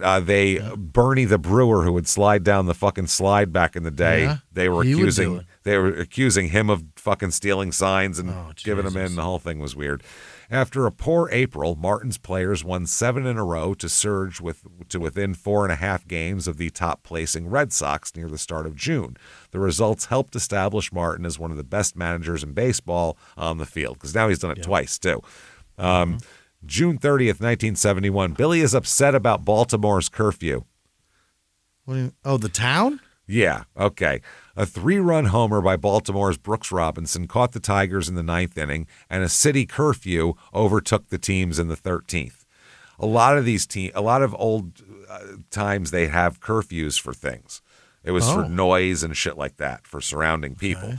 Like I remember at the even in New York, Madison Square Garden had a curfew. Like the wrestling shows used to be 8 p.m. until either this card or curfew. Yeah. That was it. Yeah. So that was how it was. He said, "Why must Baltimore be different than all the other cities? Why do they have a bunch of Puritans here? Someone ought to tell them it's 1971. Under city law, no inning of baseball may be started after 11:59 p.m. on weekdays, and action must end precisely at 11:59 on a Saturday night." He said, "This law is as old as the ships in the Baltimore harbor. It's stagnant." Bullshit. Um, 71 here. This is July 20th. Martin's views clash with umps. Oh, what do you think's going to happen here? Yeah. Detroit manager Billy Martin and veteran umpire Larry Knapp staged a 3-ring circus Sunday that might wind up in the commissioner's lap. Uh-oh. The point of contention was how long relief pitcher Tom Timmerman, or how long he should have to warm up when the game with the Royals was resumed after a 1 hour and 40-minute rain delay. Billy said, "I'll push this protest harder than it's ever been pushed. I'll take it all the way to the commissioner if I have to." Yeah. He said that I guess there was an argument over Timmerman warmed up for 21 minutes before Knapp, the crew chief, told him to get ready to pitch. That's when Martin started getting mad. And he said, "The rule book says my pitcher's allowed as much time as he wants to warm up after a delay." Okay. Now, the umpire said it's strictly a matter of judgment. You'll find that in the rule book, too. He doesn't have a leg to stand on. It's the same old Billy Martin, not caring about anything but Billy Martin, the umpire said. I told him, look, there's 26,000 people in the stands today. This guy's got a gate to worry about. He tells me, I don't care about them. I care about me. I tell them they're paying a salary, those people up there. Yeah, he's like, I want to win. I'm not give a fuck about whatever. Yeah. So August 10th, 1971, Reggie Smith and Billy Martin square off after a game. Reggie Smith is a big, mean-looking son of a bitch, too. Played for the Dodgers a lot in the late 70s. Reggie Smith was walking to his car after yesterday's 12-11 win and slash Donnybrook with the Tigers. He was sipping a beer, minding his own business. He's walking to his car sipping a beer. Excellent. Yeah. Very 1971. At the same moment, Detroit manager Billy Martin was walking toward the right field parking area. Their paths crossed, and tempers flared. "Hey, you got a big mouth from 90 feet away," yelled Martin. "You looking for a fight?" Jesus Christ. Yeah. Smith, though he says he wasn't looking for trouble, replied, "I'm ready." The two never came to blows, thanks to the intervention of pitching coach Art Fowler, who parted the would-be combatants. Fowler was quickly helped by some Boston police. Watson Sepulstra, a member of the Detroit Press Corps, was on the scene. Red Sox center fielder had words for him also. Quote, "He kept following me around and pestering me," said Smith. "I told him to leave me alone in no uncertain terms. What business is it of some writer to tell us what to do?" Okay. Another guy who didn't play, Joe LaHood, said, who was also involved in the incident with the Tigers here, said that the Red Sox outfielder reported he was threatened by Martin and told to keep his hands high because he, too, was guilty of a big mouth. LaHood laughed, and Martin said, "The true story of Billy Martin happened 2 years ago in Minnesota. There, when Martin threatened Rico Petrocelli, Rico went over to the dugout steps and challenged Martin to a fight. You'd better believe he sat on the bench and didn't move," LaHoud continues. For the record, Smith is 17 years younger and almost 35 pounds heavier than Martin. Spolstra reported that Martin commented, "I wish the cops had let us go at it. The way he was moving, he was a sucker for my punch." Stop trying to fight people who are younger than you. A sucker for my punch. Younger professional athletes, yeah. Martin was rewarded with a new 2-year contract through 1973 with a raise in salary. Oh, that's great. They like it here. So, by the way, Horton and Martin in the press are denying there's any feud between them. Horton said, "I love the guy, I really do. He's very much like Charlie Dressen. I think we have a mutual respect for each other. It's no secret that I had some problems, not all of them related to baseball last season. I said a few things in anger that I'm sorry for now, but I know that Billy doesn't hold them against me. Things should be a lot different this year. I've taken off at least 15 pounds, and I'm in a good frame of mind, and honestly believe we can make a run for the pennant." Nice. So, yeah, and we know they did make up because he hired him later. Mm-hmm. Okay, March 30th, 1972. Jim Brewer, by the way, remember him? He's the guy whose face he broke, or allegedly broke. Pitching for the Dodgers here, they say is not a person you would invite to the same party as Billy Martin. No, they don't like each other. Yeah. Martin says, you spell that name F-I-N-K. Fink. Like rat. Yeah. What he doesn't know is that one of these days I'm going to trade for him before he gets out of baseball, and I'm going to take care of him once I get him over on my club. I'm going to trade for him so I can beat the shit out of him. I can hold him still. I'm going to trade in a punching dummy. What the fuck? Won't that be something? I can't wait for him to hear that Billy Martin just made a trade for him. Yeah, he'll shit his pants probably here. So this is how this goes. Now, they're talking about how Martin's authority, they're going back to the Dave Boswell incident, which was the fight that he beat the shit out of those people outside of here. Martin said, what I really ought to do is stage a match between Boswell and that Fink Brewer. Let them push each other around for a while, then I'll take on the winner. Okay. Jesus Christ. He said, listen, fellows, I don't want you to get the impression I'm just some kind of rowdy bum. I was always fresh, I guess. Brash may be a better word, but I was never a vile bum. Casey Stengel and Charlie Dressen molded me the way I was.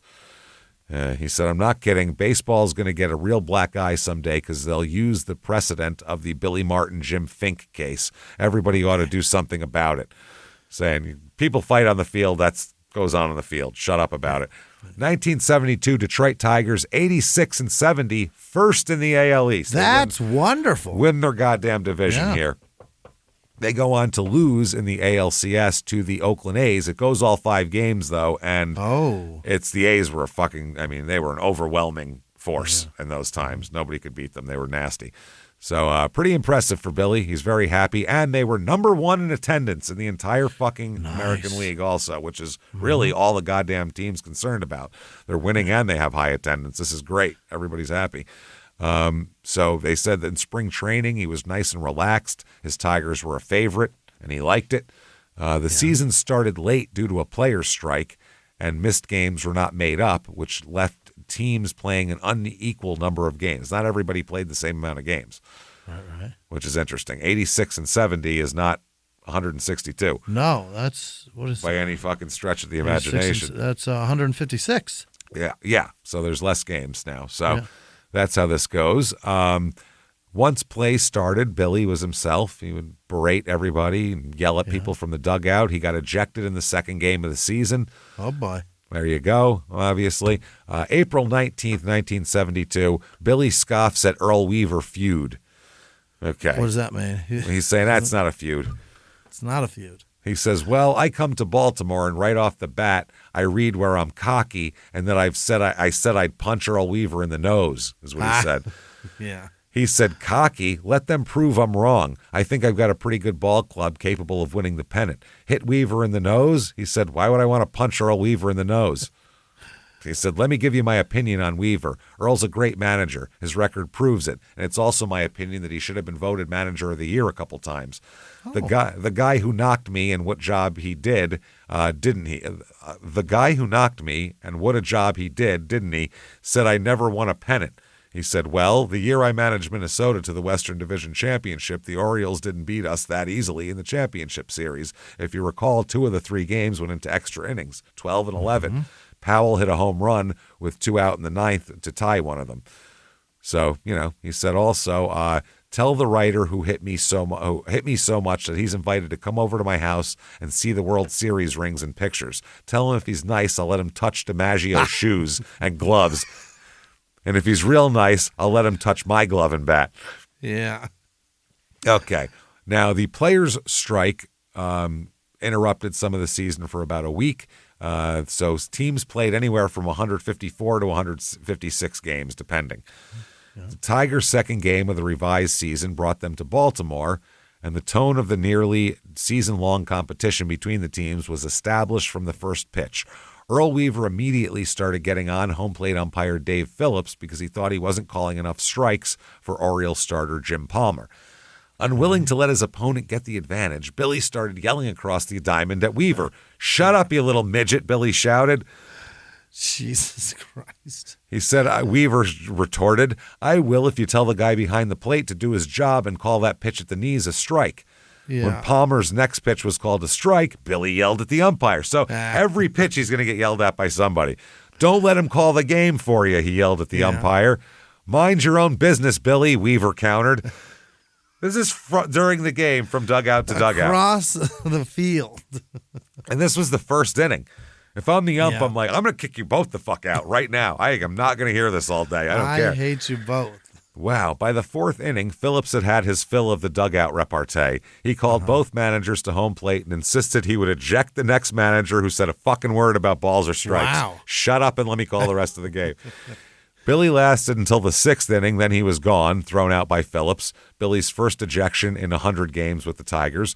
Weaver smiled and waved goodbye as Billy exited. Afterward, Billy was heading to the Tigers bus, walking across a darkened parking lot outside Baltimore's Memorial Stadium, when a fan accosted him. Oh, what do you? As late as the early 80s, visiting teams sometimes had to wade through fans to get to a team bus. Security was often lax or non-existent. The approaching fan said, "You better win tomorrow." "Take a hike," Billy answered. "I'm not kidding around," the fan said. Jack Sears, a 25-year-old supermarket employee and former resident of Pontiac, Michigan. "Go fuck yourself," Billy said. Sears replied with a "fuck you" and a shove to the shoulder. Billy responded with, "I'll give you one guess what he responded punched with." him. Punched him right in the nose. Yeah. You don't touch me and expect me not to hit you. Fuck you is one thing. You touch me, I'm hitting you. Don't know what you're doing. The two scuffled a little until they were pulled apart. Billy boarded the team bus. Jack Sears, after giving his name to reporters, was never heard from again. Who knows? So, oh my God, that's fucking funny. Now, this guy said, I wasn't mad about anything, Martin said. This guy was blocking my way to the team bus. He was swearing, and I told him to get away, and I pushed him. He called me a name, dove at me, and knocked me against the bus. He said, so I was fighting. Fuck you want from me. Yeah. That's it.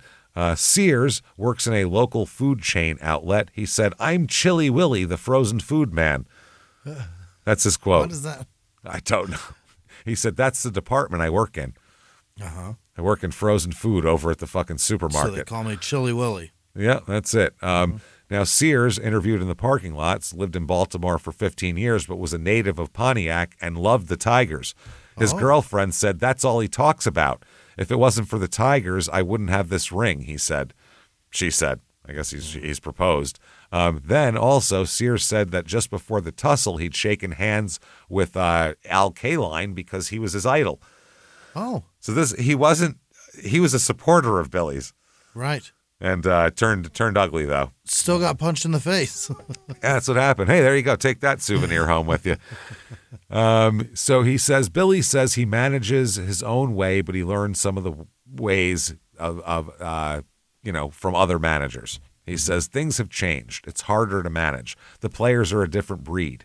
He said, when I got benched, I didn't say anything. The modern boy does. Yeah. Young guy.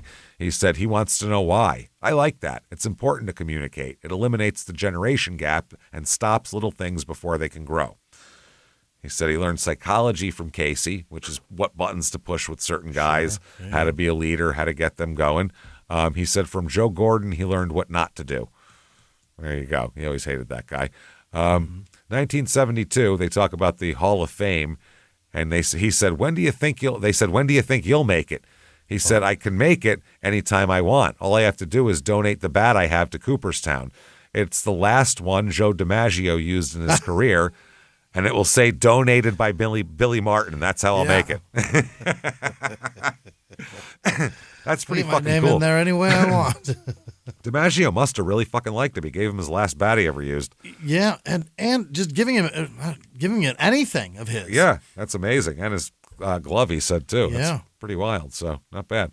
August 11th, 1972, Billy Martin feud with Earl Weaver may be a real thing, is a newspaper article. Gee, you think? Yeah. Yeah. They don't like each other? Yeah, wow, weird. He said, I'm not feuding with Weaver. I just don't think he should be allowed to say what umpires should work his ball games. If the league pick office lets him do it, then I should be able to pick my umpires too.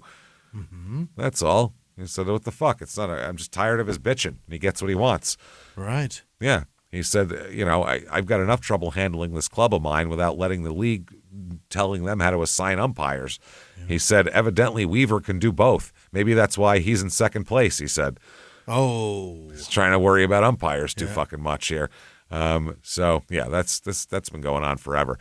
Now, This is about the A's. Quote, the swinging A's, as they came to be known, also had the most feared lineup and the best pitching staff in the American League. This is like Raleigh Fingers and those guys. This was a real good team. When they came to Detroit in the late summer to face the AL East leading Tigers, they took 2 of 3 games. 2 of the A's stars, Reggie Jackson and Bert Campaneris, were also drilled by Tigers pitchers in the series. Probably not an accident. Yeah. When the A's came back for another series in August, both benches emptied after some inside pitches from Detroit rookie Bill Slayback. Various players squared off, and Horton remained undefeated. Yeah, the boxer's going to kick everybody's ass. Decking Oakland's Mike Epstein with 1 punch. August 23rd, 1972, the pennant race is heating up, and Billy is ready for it, man. Billy also, the Oakland outfielder and Tigers. Oh, that's right, because there was a problem when they're talking about the bench clearing brawl with the Tigers or with the A's that we were talking about there. They said the Oakland outfielder and Tiger manager Billy Martin. Said that. This newspaper article is so faded it's hard to see. The Oakland outfielder said Tiger manager Billy Martin was the culprit. This guy said, I never fight in my life. I heard Martin tell the catcher to have the pitcher knock me down. If he tries to hit me, what do? I've got to protect myself. And Billy said, if he was mad, why didn't he fight me? I had him backed up against the wall, and he said, no, he wouldn't fight. Why not? He figured he'd get beat. That's why. All right. That is fucking fun there. Here we go. There were whispers of discord that swept through the team. Mostly on the road. Billy was drunk in front of the plane, or Billy almost got in a fight in the hotel lobby bar. The Tigers front office heard the rumblings. There was added tension in this team because Billy essentially had only 3 regular starters, Rodriguez, Brinkman, and Kaline, when he was healthy. Everyone else was caught in a revolving platoon system that Billy felt was necessary to squeeze every last run out of a sputtering batting lineup. That's one thing Billy does to piss players off, is fucks with the lineup a lot. Pulls people, moves people. Moves, platoons people who think they should be starting every day, and they're like, I got to get in a rhythm. And he's like, no, that guy against this pitcher is a better matchup. You sit on the bench. And that pisses guys off if they don't totally trust him. You know what I mean? So some players in the Tigers dugout were simply tired of Billy's incessant pressuring tactics, even if they kept their mouths shut or they kept their distance. The veteran core of the lineup continued to play hard, happy at least that Billy had them chasing the division title. In that sense, not much had changed in 20 years of baseball. Casey Stengel, who platooned his players, had once famously said that every manager has 10 guys who love him, 10 guys who hate him, and 5 who are undecided. As I've heard that a lot. The key for the manager, Stengel said, was to keep the 5 who are on the fence about you away from the 10 who hate you, which is why Casey's fucking hilarious. Yeah, that's why he's so funny. That's it. Yeah, keep those guys. Don't let them get swayed. Then you're fucked. Yeah. And so after the last weekend by the last weekend of the 72 regular season, the first place Red Sox came to Detroit for the final 3 games of the season. Boston had a half-game lead over the Tigers. So it's a winner-take-all series here for the division. The division winner would be the one that won 2 or 3. That's it. 2 out of the 3. The Tigers quickly won the first 2 games, ending the drama. The Red Sox won the final game of the season, but the Tigers won the division with an 86-70 record, 1 half game better than the Red Sox at 85-70. So the settlement of the April players' strike established that some teams played fewer games. So Boston didn't. They played a game less. That's it. Yeah. They played 1 more game, they might have won. Who knows? Wow. So Billy had led 2 teams in 3 years to the ALCS. Each team had been a reclamation project. It was the work of a budding baseball genius, which is exactly how most of the baseball community now viewed him. On the eve of the ALCS, the AL West champion A's, even Reggie Jackson said, I don't like Billy Martin because he plays tough baseball, but I'd probably love him if I played for him. Well, guess what? You wouldn't. Trust me. I can see the future, Reggie. You're not going to like it at all. You're going to fight with him a lot. Those words, Reg. Yep. So they said in the losing locker room after they lost the ALCS, Billy barred visitors and media until he'd addressed his team. Through the rickety clubhouse door of creaky old Tiger Stadium, reporters could hear Billy saying, I'm proud of every one of you guys, every one of yous. On a personal level, though, he was crushed. Billy's old Yankee roommate, Charlie Silvera, sat with Billy in his office after all the reporters and players had left the stadium, and they were drinking a beer. And Silvera said, we replayed and rehashed the key plays, the umpire's call at first base, the 2 plays at the plate. We did that maybe once or twice, and then Billy said, come on, we've got to go up and see Campbell in his office. We need to go talk to him too. The Tigers' executive suite was on the roof by the right field line, and Billy and Silvera had to walk through the narrow concourse of the stadium beneath the seats to reach the elevator that would carry them to the offices. The fans had filed out, and the concourse was empty but for a few maintenance men. Said we were walking in silence, neither of us talking, and then about halfway there, when there was no one else around, Billy just stopped. He said, Charlie, I really wanted this one, and he started to cry. He put his head on my shoulder, kind of fell into my arms, and said, I wanted to win today so much. That's what he wants here. It's all he's about. He wants to fucking win. The headline here, or not the headline, okay. Martin's arrested now. Let's just put it that way. Billy's arrested. For what? It said, that's all the headline said. The story underneath it went on to say, this is from a newspaper article from the United UPI. He said the story beneath it went on to say the Detroit Tigers and Detroit manager and one of the Tigers' minor leaguers, Ike Blessett, were arrested the other night outside a Lakeland, Florida, quote, bistro after a loud argument. The police say both were charged with profanity. Oh. Most people who read the story had the same reaction. Oh, Billy was in a fight again. Yeah. The fact is he wasn't. Actually, according to a witness, he prevented one from breaking out. Peacemaker Billy? What? They said Billy Martin was the peacemaker, and he wound up getting it in the end, the same place he usually gets it. Oh, that's not good. Isn't that generally the way, particularly in the perpetually hectic life of Billy Martin? Now, here's what really happened, they say. It was late after midnight, and Billy Martin was hungry, so he corralled his pitching coach, Art Fowler, and the two went into this combination restaurant cocktail lounge simply because it was one of the only places they could get something to eat at that hour. Martins and Fowler finished eating, and on the way out, the Tigers manager noticed Blessett, a 23-year-old outfielder out of Detroit, having a discussion with another patron. Blessett played with Toledo last year and appeared in 4 late-season games with the Tigers. He's considered a good prospect, but mostly due to his inexperience, he was sent back down to Toledo earlier in the week by Martin. Now, Martin said the way he and this other guy were starting to go at it, it looked as if they were going to fight. I didn't want that to happen. So I went over to the kid and took him outside. We were standing there in the parking lot, and I said to him, you don't want to get into that fight. You don't need that. You don't want that. Ike Blessett was still overwrought with having been sent back down to the minors again. He listened to what Billy had to say, and suddenly the tears started streaming down his cheek. Blessett, not Billy. Right. He said he was standing there in the parking lot sobbing, Martin trying to comfort him, when a police car rolled up and one of the cops got out. He came over to where we were and said to Ike, okay, this is Billy saying this. He came, quote, you know what, let's give this in their own words. All right. I think that's Billy necessary. deserves it. Billy Yeah. deserves it in their own words, especially for this, because this is pretty fucking good. All right. In their own words, quote, he came over to where we were and he said to Ike, okay, black boy, you're arrested. Oh, boy. And Martin said, says Martin, I said, he didn't do anything wrong. You're the cop. And the cop said, you're arrested too. That's all it was. He didn't do anything wrong. We'll all arrest you He too. just defended somebody. Martin's reaction was immediate. For what? For profanity, the policeman said, according to Martin. He never even gave us a chance to explain what we were talking about, said Martin. Martin posted a bond for both of them to get out. It came to $64 for both of them to get out, which is funny. The kid came over the next day to apologize to Billy for all the trouble he caused, and Billy said, not your fault, kid. He said later, he's a good kid. He's got ability, and I can understand the way he felt about being sent down again. I remember when the Twins released me as a player. You know what I did. I cried, and I had a lot more years than Blessett did. He said, look, I understand the feeling, so I get it.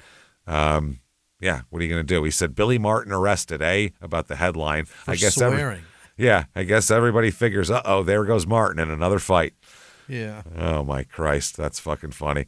1973 Tigers, 85-77, Third place now. Again, Oakland's kind of a force at this point. He pissed off a lot of people this year. Pissed off a good amount of people here. He said, quote, this is fucking amazing. He said that the Brewers sucked, is what he's saying. He didn't like being there? No. He said the Brewers are shitty. He's talking about the Brewers. Uh-huh. And he said, Del Crandall has 2 words for Billy Martin. Not the 2 words you're thinking either. If you've heard about what Billy Martin had to say about the pennant chances of Del Crandall's surprisingly quick-starting Milwaukee Brewers, Billy Martin sometimes has a way of saying the first thing that comes to his mind. Whether that's actually the case or not, the blunt, outspoken Detroit Tigers field boss has never hesitated a second, and he did it this time too. Basically, he was prodded about how he felt about the Brewers being ahead of the Tigers in the American League East.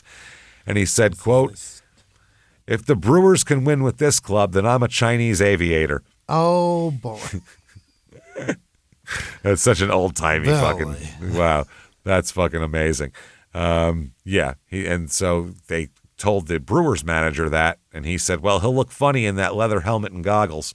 Will he? Flying around up there. And he said, your sports writer teed me up, so I told him that just to shut him up, said Martin, as they were teasing each other there. Okay, so, yeah, Billy is causing trouble in Detroit, though. He's causing issues.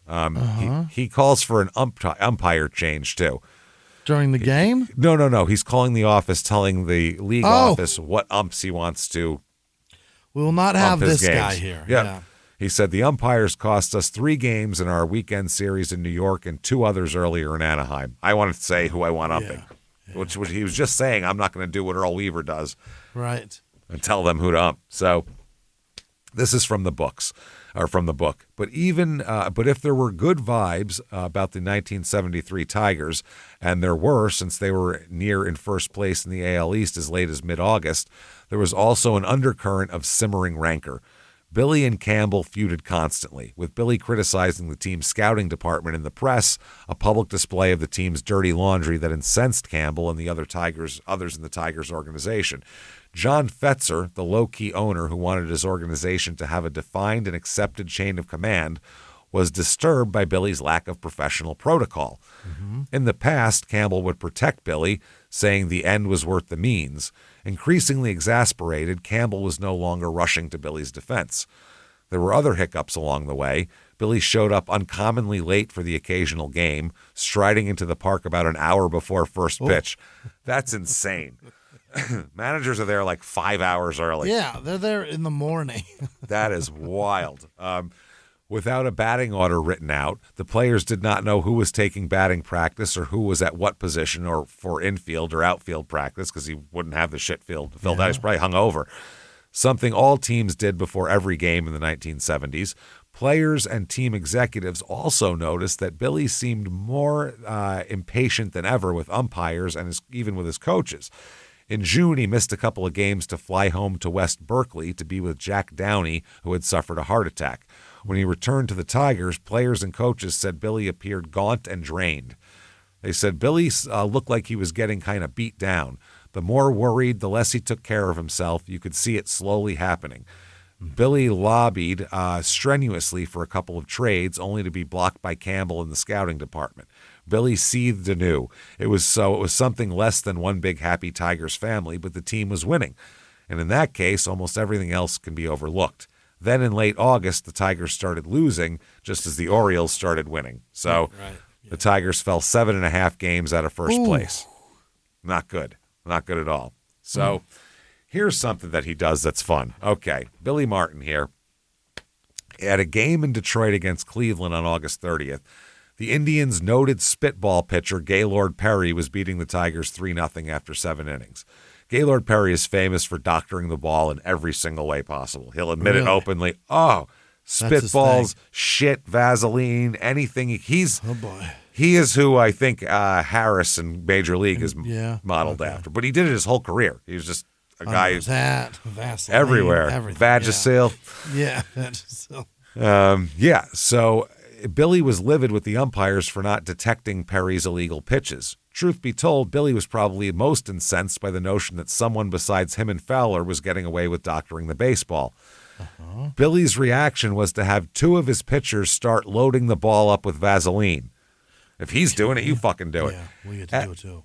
As Fowler taught them, it was easy. Put the Vaseline on the crotch part of your uniform, then put your hand down there before throwing a pitch. Just looks like you're adjusting your cup.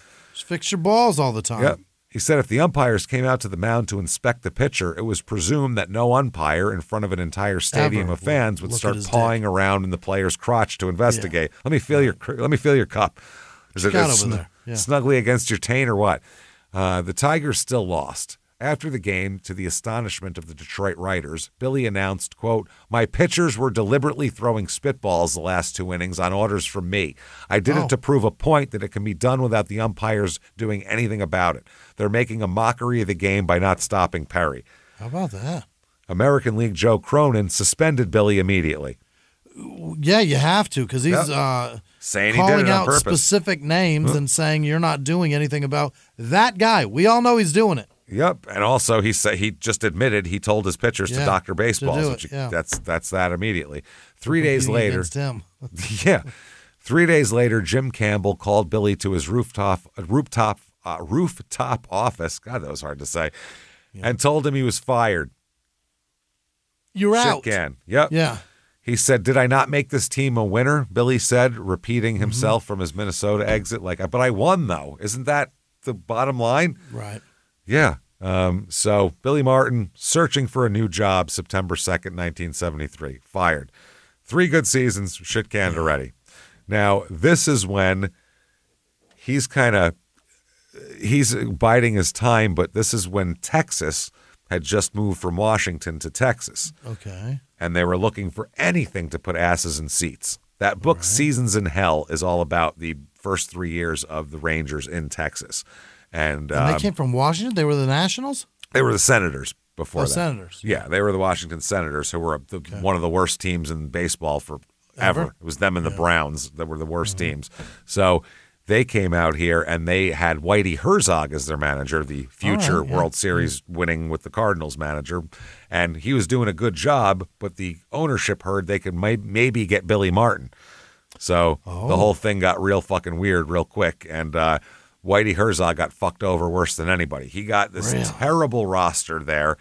No way of winning with this roster. Did the best he could, but he wasn't Billy Martin, so he's going to get fired, period.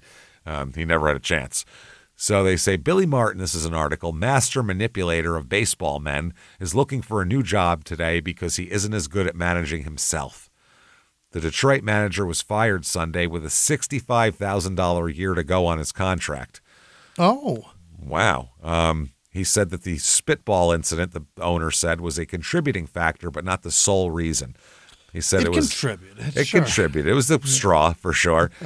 He said it was an accumulation of things. There comes a point where what's right is right and what's wrong is wrong. He said one of those wrong things was the spitball incident. He didn't like that at all. He said, I cautioned Billy also about making comments concerning the commissioner, the league president, club executives, minor league players. We can't have that sort of thing. It breaks down the efficiency of the organization. I have no complaints about the job he did on the field. From foul line to foul line, he did a darn good job. Great. Literally what every single person says. Yeah. Billy came home from the book here on the day of the firing and talked with Gretchen about how the Tigers were going to honor the last year of his contract in 74. So he's getting paid no matter what. Right. For a year off. So to Billy, there was no rush to find another job. He's like, we can coast for the next year. It doesn't matter. I'm getting paid. But a day later, Bob Short, who was a Minnesota politician for whom Billy had campaigned in 1970. See, that's the problem. He knew the guy. Yeah. He's also Texas's owner. He bought the Washington franchise and moved them to Texas.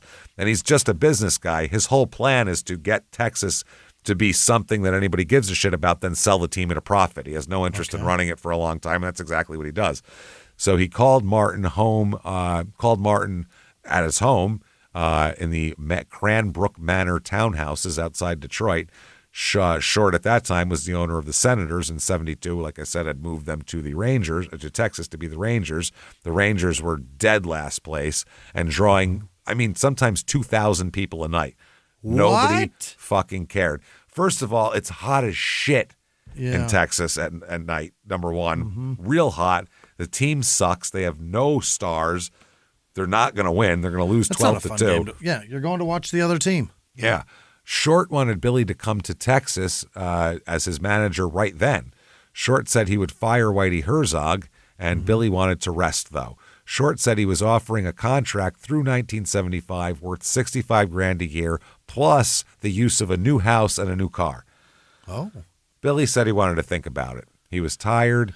He mentioned that another move would mean his son would have to find another Catholic school to attend. A new school year just started, and his son liked his friends and his teachers. And Short said that he'd find Billy another Catholic grade school in Texas. Okay. Billy was like, I don't know. He said, call me back in a couple of days. When Short got Billy on the line again, he told him he found the perfect Catholic school and they'd be happy to accept his son. And then Short offered him something that Billy really wanted. He offered him control. Here we go. He said, you can have final authority over the roster. No general manager is going to tell you. The power. Yep. You can call up whoever you want from the minors, oversee the farm system. You can make trades if you want. You can power. do literally anything you want here. Yeah. Billy said, fuck yes, let's do this. I'm in. So it was September 8th, which is 6 days after the Tigers fired him. This is crazy. He got fired while the season was still going. Right. Then Texas fired their manager, who was fine at that point, and hired him for like the last week of the season. It's the weirdest thing I've ever seen. So they said Billy would be managing his third team in 5 years, and this time he'd be his own general manager too. Yeah. When Texas writers asked him what he could do with a team that had already lost 91 of its 140 games in 73, they were terrible. Yeah. That book is hilarious. That Seasons in already Hell lost 91 games. Oh, it's so funny. They just talk about their ineptitude, and it's hilarious. Billy replied, I've been fired twice. I'm a 2-time loser. I know losing, but I also know winning, and I know how to get from one to another. I know how to do that. So Billy there's an article here, Short picks Billy Martin, blah, blah, blah. Short said he had talked to Martin, talked him out of waiting until next season to take over. He said Billy is the most exciting and best manager in baseball. The main thing is just to sell a ticket. This Bob Short is very short-sighted when it comes to selling tickets. He just wants to sell tickets. That's why he's like, I can make a couple of bucks in the last 2 weeks of the season if I just fire this guy and hire Billy. There's a guy named David Clyde. If you look him up, David Clyde is he should have one of the bigger grievances with baseball of anybody of all time, this poor kid. Oh. He was 17 years old, 18 years old, and a phenom high school pitcher in Texas, right? Nice. Yeah. So the Rangers drafted him number 1 overall, which is fine. Yeah. But they brought him directly to the major leagues from high school. Oh.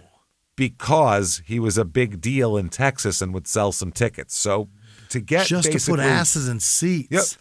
They destroyed this guy's career. Yeah. And Billy hated him. He's like, why is this kid up here once he took over? He goes, this fucking kid, he's not a major league pitcher yet, and ruined his confidence. And they destroyed this kid who was never the same. He had a couple of phenomenal outings, and then he kind of went to shit after that because they just wanted to sell tickets for a minute. They ruined his whole career and destroyed everything. It's kind of shitty, honestly. His life is over. He fucked him over good. So Short said, this spells at this date the success of the franchise. If I could have anybody I wanted to manage this team, it would be Billy Martin. Martin said, I'm not going to make any great promises. I want to see how much pride this team has, and I'll be trying to win for the rest of the season. Okay. Now, Short said that when he announced that Whitey Herzog was fired, he had not yet convinced Martin to take the job. Short said he called me in about the 7th or 8th inning of last night's ball game and said he had talked it over with his wife and was ready to take the position. Terrific. The firing of Herzog was a shock to both players and fans, and although Short admitted it would not be a popular decision, he believed it was his to make. Short said, if my mother was managing the Rangers and I had the opportunity to hire Billy Martin, I'd fire my mother. Bye, he doesn't care. Bye, Ma. See you later. So that's what it is. He doesn't give a shit. So Billy, they said, aren't you controversial? Too controversial? Billy said, well, I'm controversial myself, aren't I? He said, so the decision to hire me makes sense. He said, I've always made this statement. Adolf Hitler and Benito Mussolini could play for me if they had talent. What matters is the ability they have and not what comes out of their mouth. That's what a manager is to handle people. Well, if they could play ball, that might have been excellent. They might not have gone the way they went. So maybe that would be good. Invoking those words is really wild. That's wild. Well, I mean, Castro's a failed baseball player, so there you go. It's the same thing. A longtime Dallas area newspaper columnist said about Billy, he loved the whole Texas wild loose image thing. He said almost from day one he was wearing cowboy boots, a cowboy hat, and a big belt buckle. Here we go. He's wanted to be a redneck for so long. He finally gets to. I've had this fucking affect on my voice for 40 years for nothing. I could be Mickey Mantle now, finally. He said the Dallas area newspapers ran a picture of Billy holding a shotgun in front of the fieldstone fireplace of his home, a Texas Longhorn above the mantel. In other pictures, he twirled a replica Colt 45 six-shooter while 9-year-old Billy Joe in Texas, BJ, more often started to be called Billy Joe, had his hand on the shotgun. They were calling him BJ for years, but they moved to Texas and started calling him Billy Joe again. Yeah. Jesus Christ. Now, the 73 Rangers here, this is the Whitey Herzog's team, was 57 and 105. Not good. Not good. Not a good team at all here. So Billy Martin, 9 and 14 to finish out the season, but he doesn't give a fuck about that. This roster is terrible, by the way. Absolutely awful. The only thing of any real note here is Charlie Hudson is a left-handed knuckleball pitcher, which how many of those have you ever seen in your life? Not many, no. Answer's fucking zero. Is it? He's a left-handed knuckleball pitcher who shot himself in the fucking pitching hand in the middle of the season. Idiot. while cleaning his gun. Ever touch a pistol? Shot a fucking, what an idiot. There's that, and Tom Grieve is Ben Grieve's dad and a future general manager. Jim Fragosi's on this team, who managed the Phillies for a long time. And who else? Jeff Burrows was a good player later on. Oh, and Jim Bibby is Mike Bibby's uncle. Is it really? Yes, he's Mike Bibby's uncle. Mike Bibby's dad played Henry's the NBA. Exactly, and Jim played for them, and he had a mean fastball, and from everything the book said, the biggest dick in the major leagues. Probably. Literally. No, not literally. He said it was a known fact. One? Yes. Had the biggest dick in the major leagues. It was an enormous hog. In that Seasons in Hell book, he talks about if Bob Short could have charged admission to see his dick, he would have, because he said it was impressive. Yeah, everyone talked about it. How about that? About how gigantic his cock was. So there's that. Billy Martin, in the March of 74, he predicts a surprise season from the Rangers. It's going to happen. All right. It's all going to happen here. He's ready to go. He says he can do it. He said with Billy, and Jeff Burrows says, with Billy Martin, winning is everything. I think if our pitching holds up, we'll surprise an awful lot of people because he's going to make everything better and milk everything he possibly can out of every player, which sounds horrible. It does. He's going to milk us? Not the fellas. I don't think so. Yeah, that is no good here. Billy says that it's going to be the great turnaround of 74.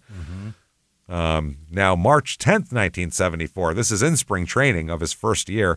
Yeah. Apparently, he's almost the Yankee manager. Oh. This is from the Daily News in New York. If things had been different, if Mike Burke had still been running the Yankees with complete authority, if he had his way, Billy Martin would be sitting in the manager's chair. It was a master plan of Burke to replace Houck with Martin, who would give the club the pizzazz and a pennant. Martin would have had Whitey Ford as his pitching coach. He would have asked Mickey Mantle to coach too, and Mickey might have done it for his old buddy. He said, I'd have worked for him. Martin said. Yeah, I think I would have worked for Mike Burke. It would have been a great thrill managing the team I used to play for, but I never had it in my mind that I wanted to be a manager for the Yankees. It wasn't my great dream. Meanwhile, it is. Later on, he says that. Yeah, he said, a New York guy from Berkeley, California is what I am. I love New York. Anybody's got to love it for the restaurants alone. So there you go. Now, in the first few months, everything's going fine in Texas. This is before the season actually starts. Oh. Then just before the season started, Billy's Texas gift horse burst from the barn and galloped out of town, according to this book here. Bob Short, whose financial footing was not as solid as Billy suspected, sold his interest in the Rangers to a group headed by a Fort Worth industrialist named Bradford Corbett, who would have it for years and years and years and years. Yeah. Corbett, a native New Yorker who started his business career in '68 with a $300,000 loan from the government Small Business Administration, had made a fortune selling plastic PVC pipe and copper tubing to the oil industry. Wow. Didn't we talk about this guy? I think at some point, yeah. He paid $9.6 million for the Rangers, by the way. Think about that. Holy shit. That is nothing. That's terrific. Oh, my God, that's that's a nothing. sweet deal. Corbett, just 36 years old, announced he was delighted to have Billy as manager, but that he was firing the entire Rangers front office and hiring new executives. So now Billy's control is gone. Yeah. He just took it away from him because that was a deal he made with the old owner, not with this owner. Yeah. How do you think Billy's going to take to that? He's going to be a little upset or happy. A little bit. Short and the new owners said, this is from a newspaper article, that Billy Martin would remain as manager and he would be glad to stay. Billy said, if they want me, I'll stay and give any new owner the kind of team I'm trying to give Short now. So he says, I'll do the same shit for this guy as that guy. It's a paycheck either way.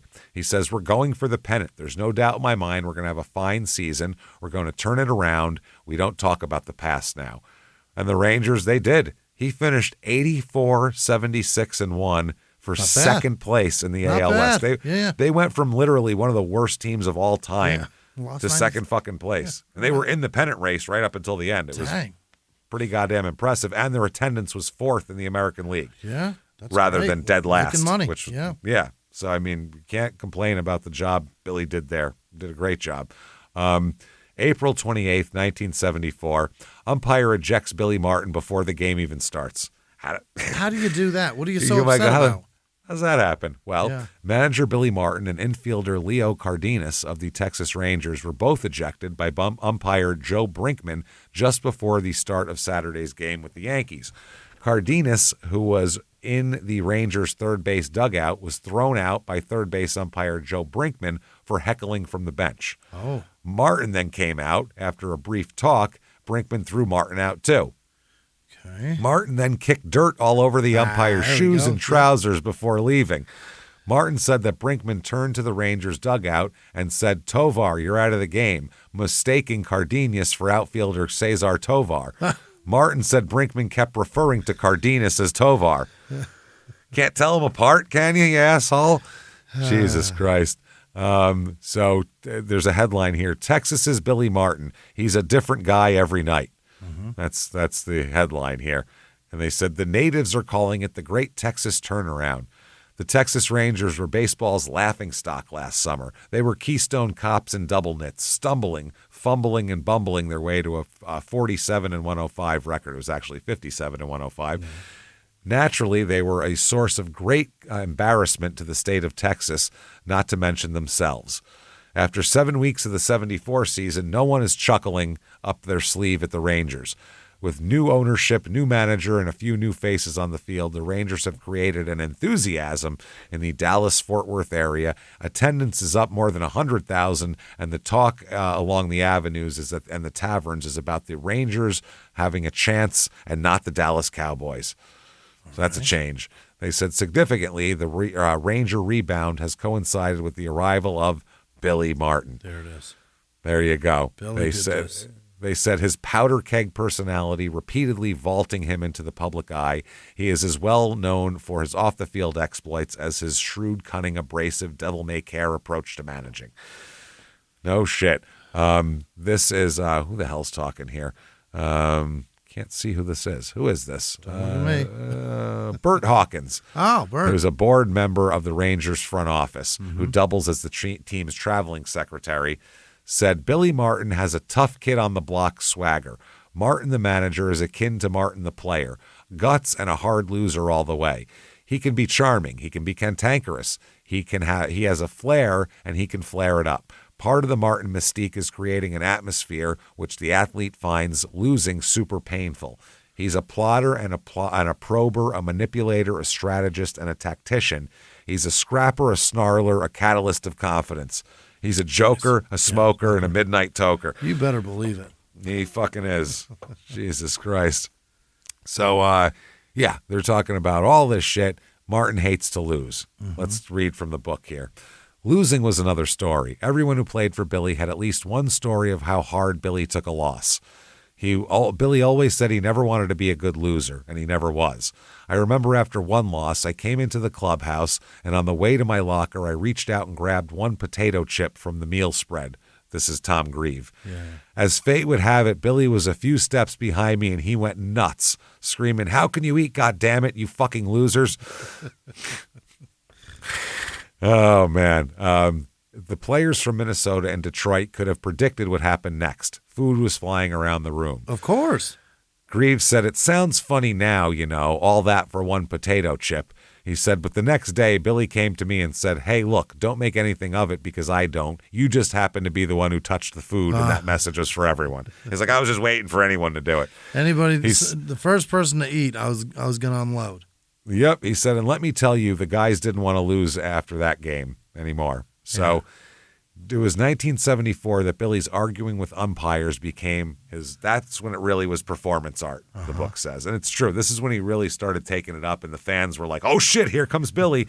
And that was more exciting than a home run. Yeah. You were hoping the team won, there was some home runs, and hopefully Billy came out and got thrown out because that's the real fun. They said there was no Wild West without outlaws, and they're often beloved. Billy's confrontations with umpires, the sheriffs of baseball, came to be expected at Arlington Stadium, and the fans arrived eager to cheer on their rabble-rousing manager. No baseball fans seemed to enjoy watching Billy go after the umpires, kicking dirt, throwing his hat, or flinging bats from the dugout as much as Texas fans did. Egged on and adept at playing to the crowd, Billy took things to new levels. He was thrown out of both games of one doubleheader. Wow. Twice he was ejected before the game even began. Yeah? Wow. Jim Evans, an American League umpire, said it was to fire up the crowd, and he always wanted the players to know he was fighting for them. Then maybe they would fight as hard as he was fighting. Crowds urged him on. He had a terrible temper, but that was just Billy. I never minded working his games. It was a challenge, though. He said, besides, off the field, he was such a charmer. We'd see him and he'd come over to the umpires and make jokes. He'd always want to buy everyone a drink.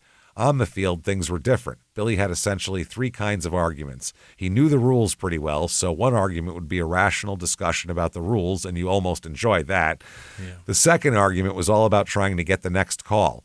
Once I had two bang-bang plays at first base, and I called his guys out both times. Billy charges on the field and says, I don't know if these two guys are out or safe, but I better get the third call.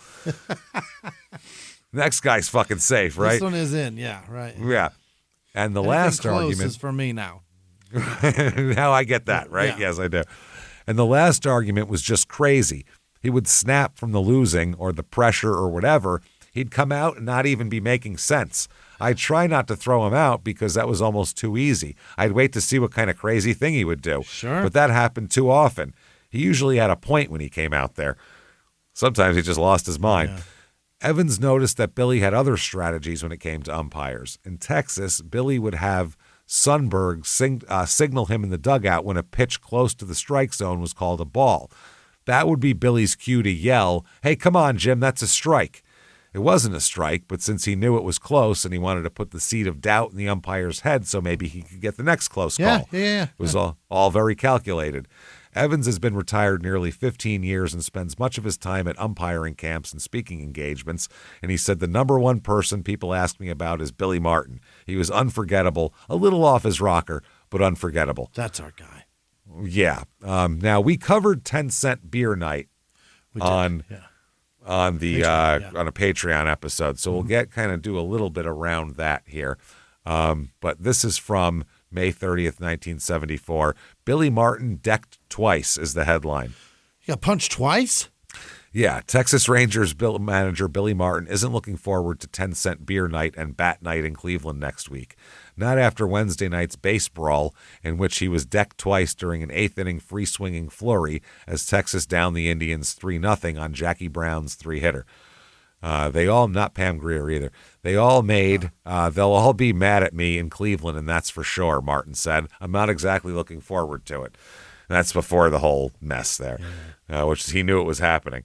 So the Indian first baseman John Ellis tackled Randall, and both benches traded punches during the first fight.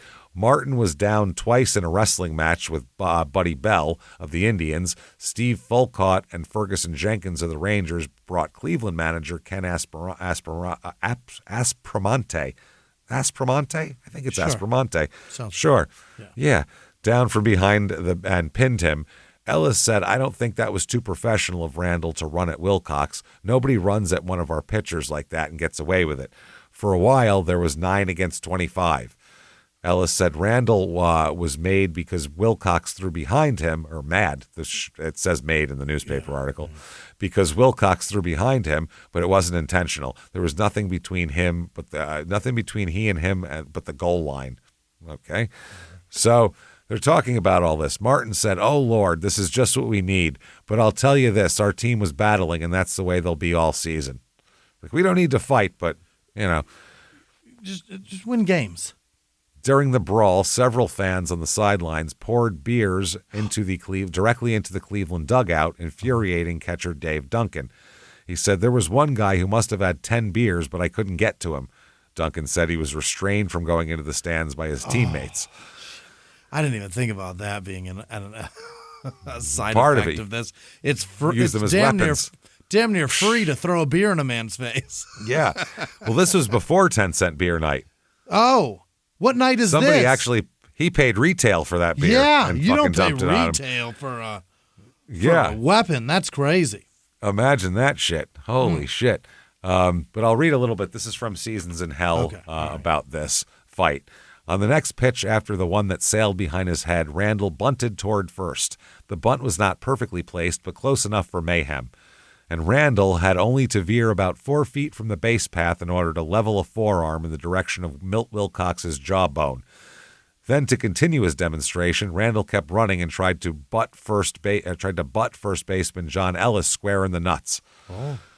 Ellis, who picked up extra money in the offseason working as a bounty hunter for bail bondsmen, was not the sort to take kindly to Randall's show of pugnacity. Fists began to flail. Players from both teams joined the brawl. People were punched, kicked, and stomped. Unlike the fights that happened in pro football and ice hockey, players can actually get hurt in some of these baseball uprisings because they're not encumbered by helmets, face masks, and or skates. Sure. In particular, this particular fracas, nobody became disabled, but some of the Rangers fans decided this should be an audience participation program and were slinging cups of beer onto the visiting players.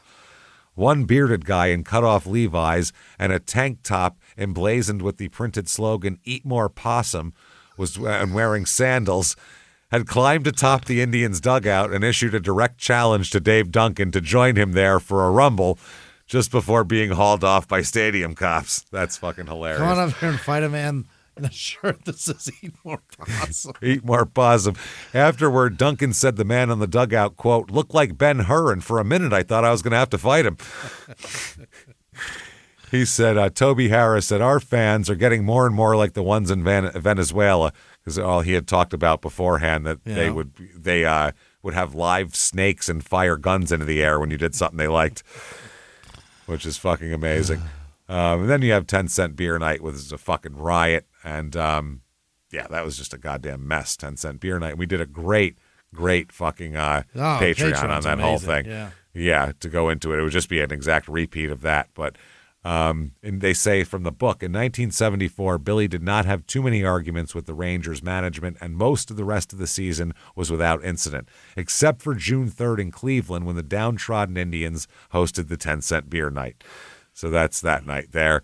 There were streakers. Fans surrounded Jeff Burrows in left field. They stole his cap and glove and were pulling on his shirt. They started mugging him out there. Yeah. That's when it became a fucking mess and a disaster. Billy was thrilled. He said he loved it. Really? Loved it. He said his players were together. They fought as a team. He said he likes that. That's a great point. When it brings a tear to your eye to see him with the common goal for once. Yeah, it's nice. It's nice. Yeah. He said, this is from Seasons in Hell, when the game reached the bottom of the ninth inning, the temperament of the crowd became strikingly that of Billy Martin when he reached his hour of belligerence in the cocktail lounge. What had been a largely congenial gathering turned combative. Woodstock had become Kent State. Rangers outfielders were under missile attack now, bombarded with bottles, rocks, golf balls, and other debris. Someone ran onto the field and attempted to snatch Jeff Burrows' glove. Burrows responded, first shoving the intruder, then chasing him back over the right field wall. And now people poured onto the field like ants. From the Rangers' dugout along the third baseline, players surged with the Yahoo elan of the old Third Cavalry, racing out to rescue Jeff Burrows, armed with baseball bats instead of sabers. Cleveland players were on the field, too, fighting off their own fans. Nestor Chilak, the chief umpire, trotted into the Indians' dugout and placed an urgent call to the public address announcer, who informed the crowd that the ball game was over, forfeited to the Rangers. At this point, they presumably ceased the sales of dime beer as well. This Mike Shropshire, who wrote this, said, "From my safe haven in the press box, I was delighted by the entire spectacle. Since my dispatch to the newspaper back in Texas would offer something out of the ordinary, and I figured the players' post-game quotes might not be as cliched as usual." Sure. Who brings golf balls to a baseball game? That's to throw out, I guess, to throw it because he knew that it was beef. Yeah. He said, "My first stop was not the visiting clubhouse, but the little dressing room occupied by the 4 umpires. In the big leagues, I believe a game is forfeited approximately every third decade." Chilak, the head umpire who made the call to terminate the proceedings, was in a state of total rage. Nestor did not necessarily conform to the typical physical image of the major league umpire, in that his silhouette was never mistaken for that of a sumo wrestler, Ringling Brothers Elephant or Boeing 747, but in attitude, style, and overall delivery, Nestor Chilak was an umpire's umpire. Quote, "Animals, fucking animals, that's what all these fucking people are," Nestor was shouting. I saw no reason at this point to ask Chilak to elaborate on his reasons for forfeiting the game. Sure. He said, "I saw a couple of knives out there in that mob. Then the Rangers, charged out, and they had to because those fucking animals wanted to kill somebody. I personally got hit with a chair and a rock." He said, this is Billy Martin said this. He said, "We got hit with everything you can think of. Chairs were flying down out of an upper deck. Cleveland players were fighting their own fans. First they were protecting the Rangers, then they were fighting to protect themselves. Yeah. Somebody hit Tom Hilgendorf, Indians pitcher, with a chair and cut his head open." Wow. Martin offered with a chair? With a chair. Yeah, they were throwing chairs onto the field. I thought they were bolted. Why Not all of there them. A chair? Not all of them. Well, there's like the they get those wheelchair foldable accessible ones, and things. There's all sorts of different. Even back then, they had those. Yeah, foldable ones. Martin offered special exoneration for 2 Cleveland players. One was Dave Duncan, the catcher who'd been so involved in the saloon brawl that happened in Arlington the week before, and the other was Rusty Torres, an outfielder. Yeah. He said they tried to reason with the fans and then laid a couple out when they wouldn't listen. That's good. Hey, listen, calm down. No? Yeah. Okay. Fuck you. Jeff Burrows said it started in the 3rd inning. One guy came out of the stands, then 2 or 3, then they came by the dozens, mostly between innings. They were friendly at first, yelling and having a good time. Then it got mean. How mean? Yeah, then it got mean. They go on to the Cleveland manager, Aspromonte, said what happened in Arlington last week was part of baseball. This was a riot. This is what happens in our country when people are angry and ready to fight at the drop of a coin. We complained in Arlington when people threw beer on us and taunted on us, but look at our people. They were even worse. Mm-hmm. Yeah, that's a good way to fucking put it. Certainly. So Jeff Burrows asked the reporter, "Hey, do the stats count in a forfeit?" He said, I hope not. I went 0 for 4. He said, "But the marijuana smoke was so thick out there in right field, I think I was higher than the fans." Maybe that's why I went over 4.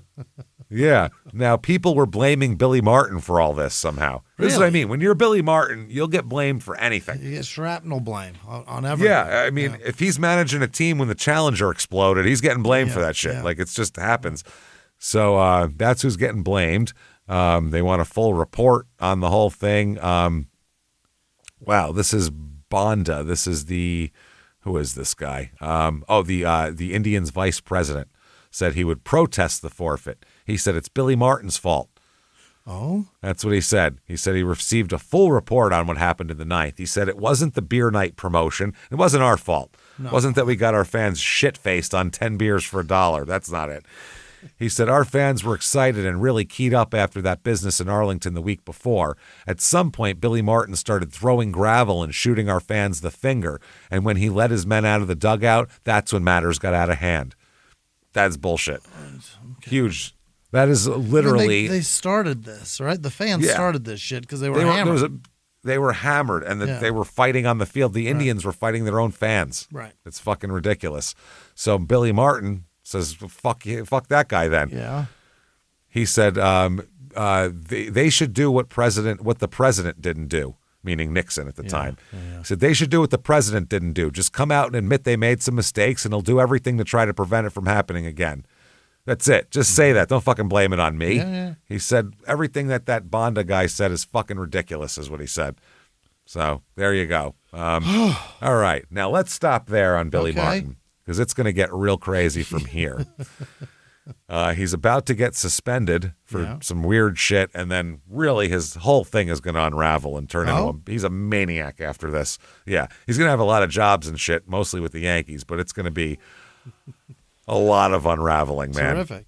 Billy doesn't like aging, and he likes drinking a lot more. So who likes that shit? That sounds terrible. He makes him drink more. So we will get into that next time here. We'll start out in July of 1974, and that'll be that. So if you like this show, please get on whatever app you're on, and please tell the world about it. Tell everybody that you like the show, and they should listen to it as well. Also, you should definitely follow us on social media at Crime and Sports. Definitely head over to shutupandgivememurder.com. Get all your merchandise. Get tickets for the virtual Halloween live show for Small Town Murder. Just like a regular live show, you can watch it anywhere on the planet that has internet. From the comfort of your own home, wherever you want to watch it. Sure. We're going to have this just like a regular live show, except we have costumes on, and we're going to make jackasses out of ourselves. Complete idiots. It'll be great. Yeah, we got a cool-looking set and everything, so check all that out. It's a lot of fun. We're very excited for that. That's shutupandgivememurder.com. It's October 30th, and you can watch it for 2 weeks after that. Do whatever you want with it for 2 weeks. So it's a lot of fun. We're very excited. Check that out. Get yourself Patreon. Do yourself a favor. Yeah. Hey, everybody, this isn't for us. It's for you. Right. It's not that we want you to give us money. This is helping yourself. We just want to help you. Anybody the best deal in fucking Patreon history. It is. Patreon.com/crimeinsports. Anybody $5 a month or above, you get hundreds and hundreds of back episodes you've never heard before of bonus stuff immediately upon subscription, good binging material. Then you get 2 new ones every other week, 1 Crime and Sports, 1 Small Town Murder. You take them all. Just take it, damn it. This week, what we're going to do, we're going to talk about the accusations of Deshaun Watson for Crime and Sports. Are and they that's numerous? that is a numerous, yes. And then for Small Town Murder, it is Internet Salad Time. All right. Back by popular demand. We haven't done it in a long time. And that's where we go over what's on the internet that day that we're recording and talk a bunch of shit about everything, anything not politics. We leave that out because you don't need to hear that shit from us. So, and that would take more than an hour to get into all that shit. So never mind. We just get into all that. We're going to talk about that comedy festival a little bit. I guess that's sort of political, but not really. We'll get into it. It's it should be pretty clear what's going on. So we'll get into all that. That is patreon.com/crimeinsports. And you get all 3 of our shows, Crime and Sports, Small Town Murder, and Your Stupid Opinions, all ad-free. Ad-free! With your Patreon as well. Ad-free, which is fantastic. And you get a shout-out at the end of the show, which is when? Right fucking now. Jimmie, hit me with the names of the most wonderful goddamn people on earth who make all of this possible right now and who are going to hear amazing bonus episodes. Hit me with them right now. This week's executive producers are Adrian and Jason, who just got engaged. I found out because Danae Pruner told me. She's a very nice lady. Congrats, I guess. Enjoy your engagement. Gary Howard in Grayson, Kentucky. I guess you're not doing Instagram anymore. Gary. What did you say? I said good luck. Oh, yeah. That's not the best. Gary. Tim Vranazan. Thank you, Tim. And then... Isn't that a rice brand? Branazan, is it? Branazan. I don't know. It might be. Like a New Orleans rice thing. Perhaps. Oh, Zataran. Never mind. Zatarans. Yeah, I remember the commercial. Okay, never mind. And then Pioneer Inc. or Pioneer. I don't know. They gave us a very nice. Thank you so much. And Exact Tax Solutions did it too. For all your tax and Pioneer needs, see them, I guess. Excellent. Thank you very much. Thank Jessica you Lane. so much. Also, thanks, Jessica. Yes, pay your taxes. Don't go to jail. Other producers this week, Peyton Meadows, Happy Hour, checking in Lakenhurst, New Jersey. Ryan Bender. Wow, way off. I don't know where that is. Lakehurst, not Lakenhurst. New Jersey. They're usually in like Arkansas. He's usually in Texas. Yeah. Nice. Shiraz, I think, Chris Shiraz. Lexi Padron, Elisa Sells, Kate Palmer, Cindy Shepard, John with no last name, BK McGinnis, Brianna Brown, Miller Time, Brooke Kelly, Tori Sandberg, Nicole Carney, Devin Rose, Sean Kissler, RKMK, Allie Smith, Tara with no last name, Ross Crawford, Joff Eli, maybe it's Jeff. Joffali. No, the O is way over there. I don't know what it is. Jill McGard, Coda Perney, Ariel Sipple, Brenna Talbert, Jenny Johnson, Aubrey with no last name, Jennifer Hatfield, Lenny with no last name, Christian Vandeveer, Penelope Polecat. Okay. Tori Weckerly, Nugent, Holly Conway, Andrew Powley, Lydia Stefan, Emma Paul, Megan Finn, Michelle with no last name, Veronica Johnson, Shauna Edwards, Paul Cafaro, Gretchen Smith, Janelle Davis, Devin with no last name, Julie with no last name, Dustin Tricky, Jonah with no last name, Katie Rasmussen, Kristen Ezadine,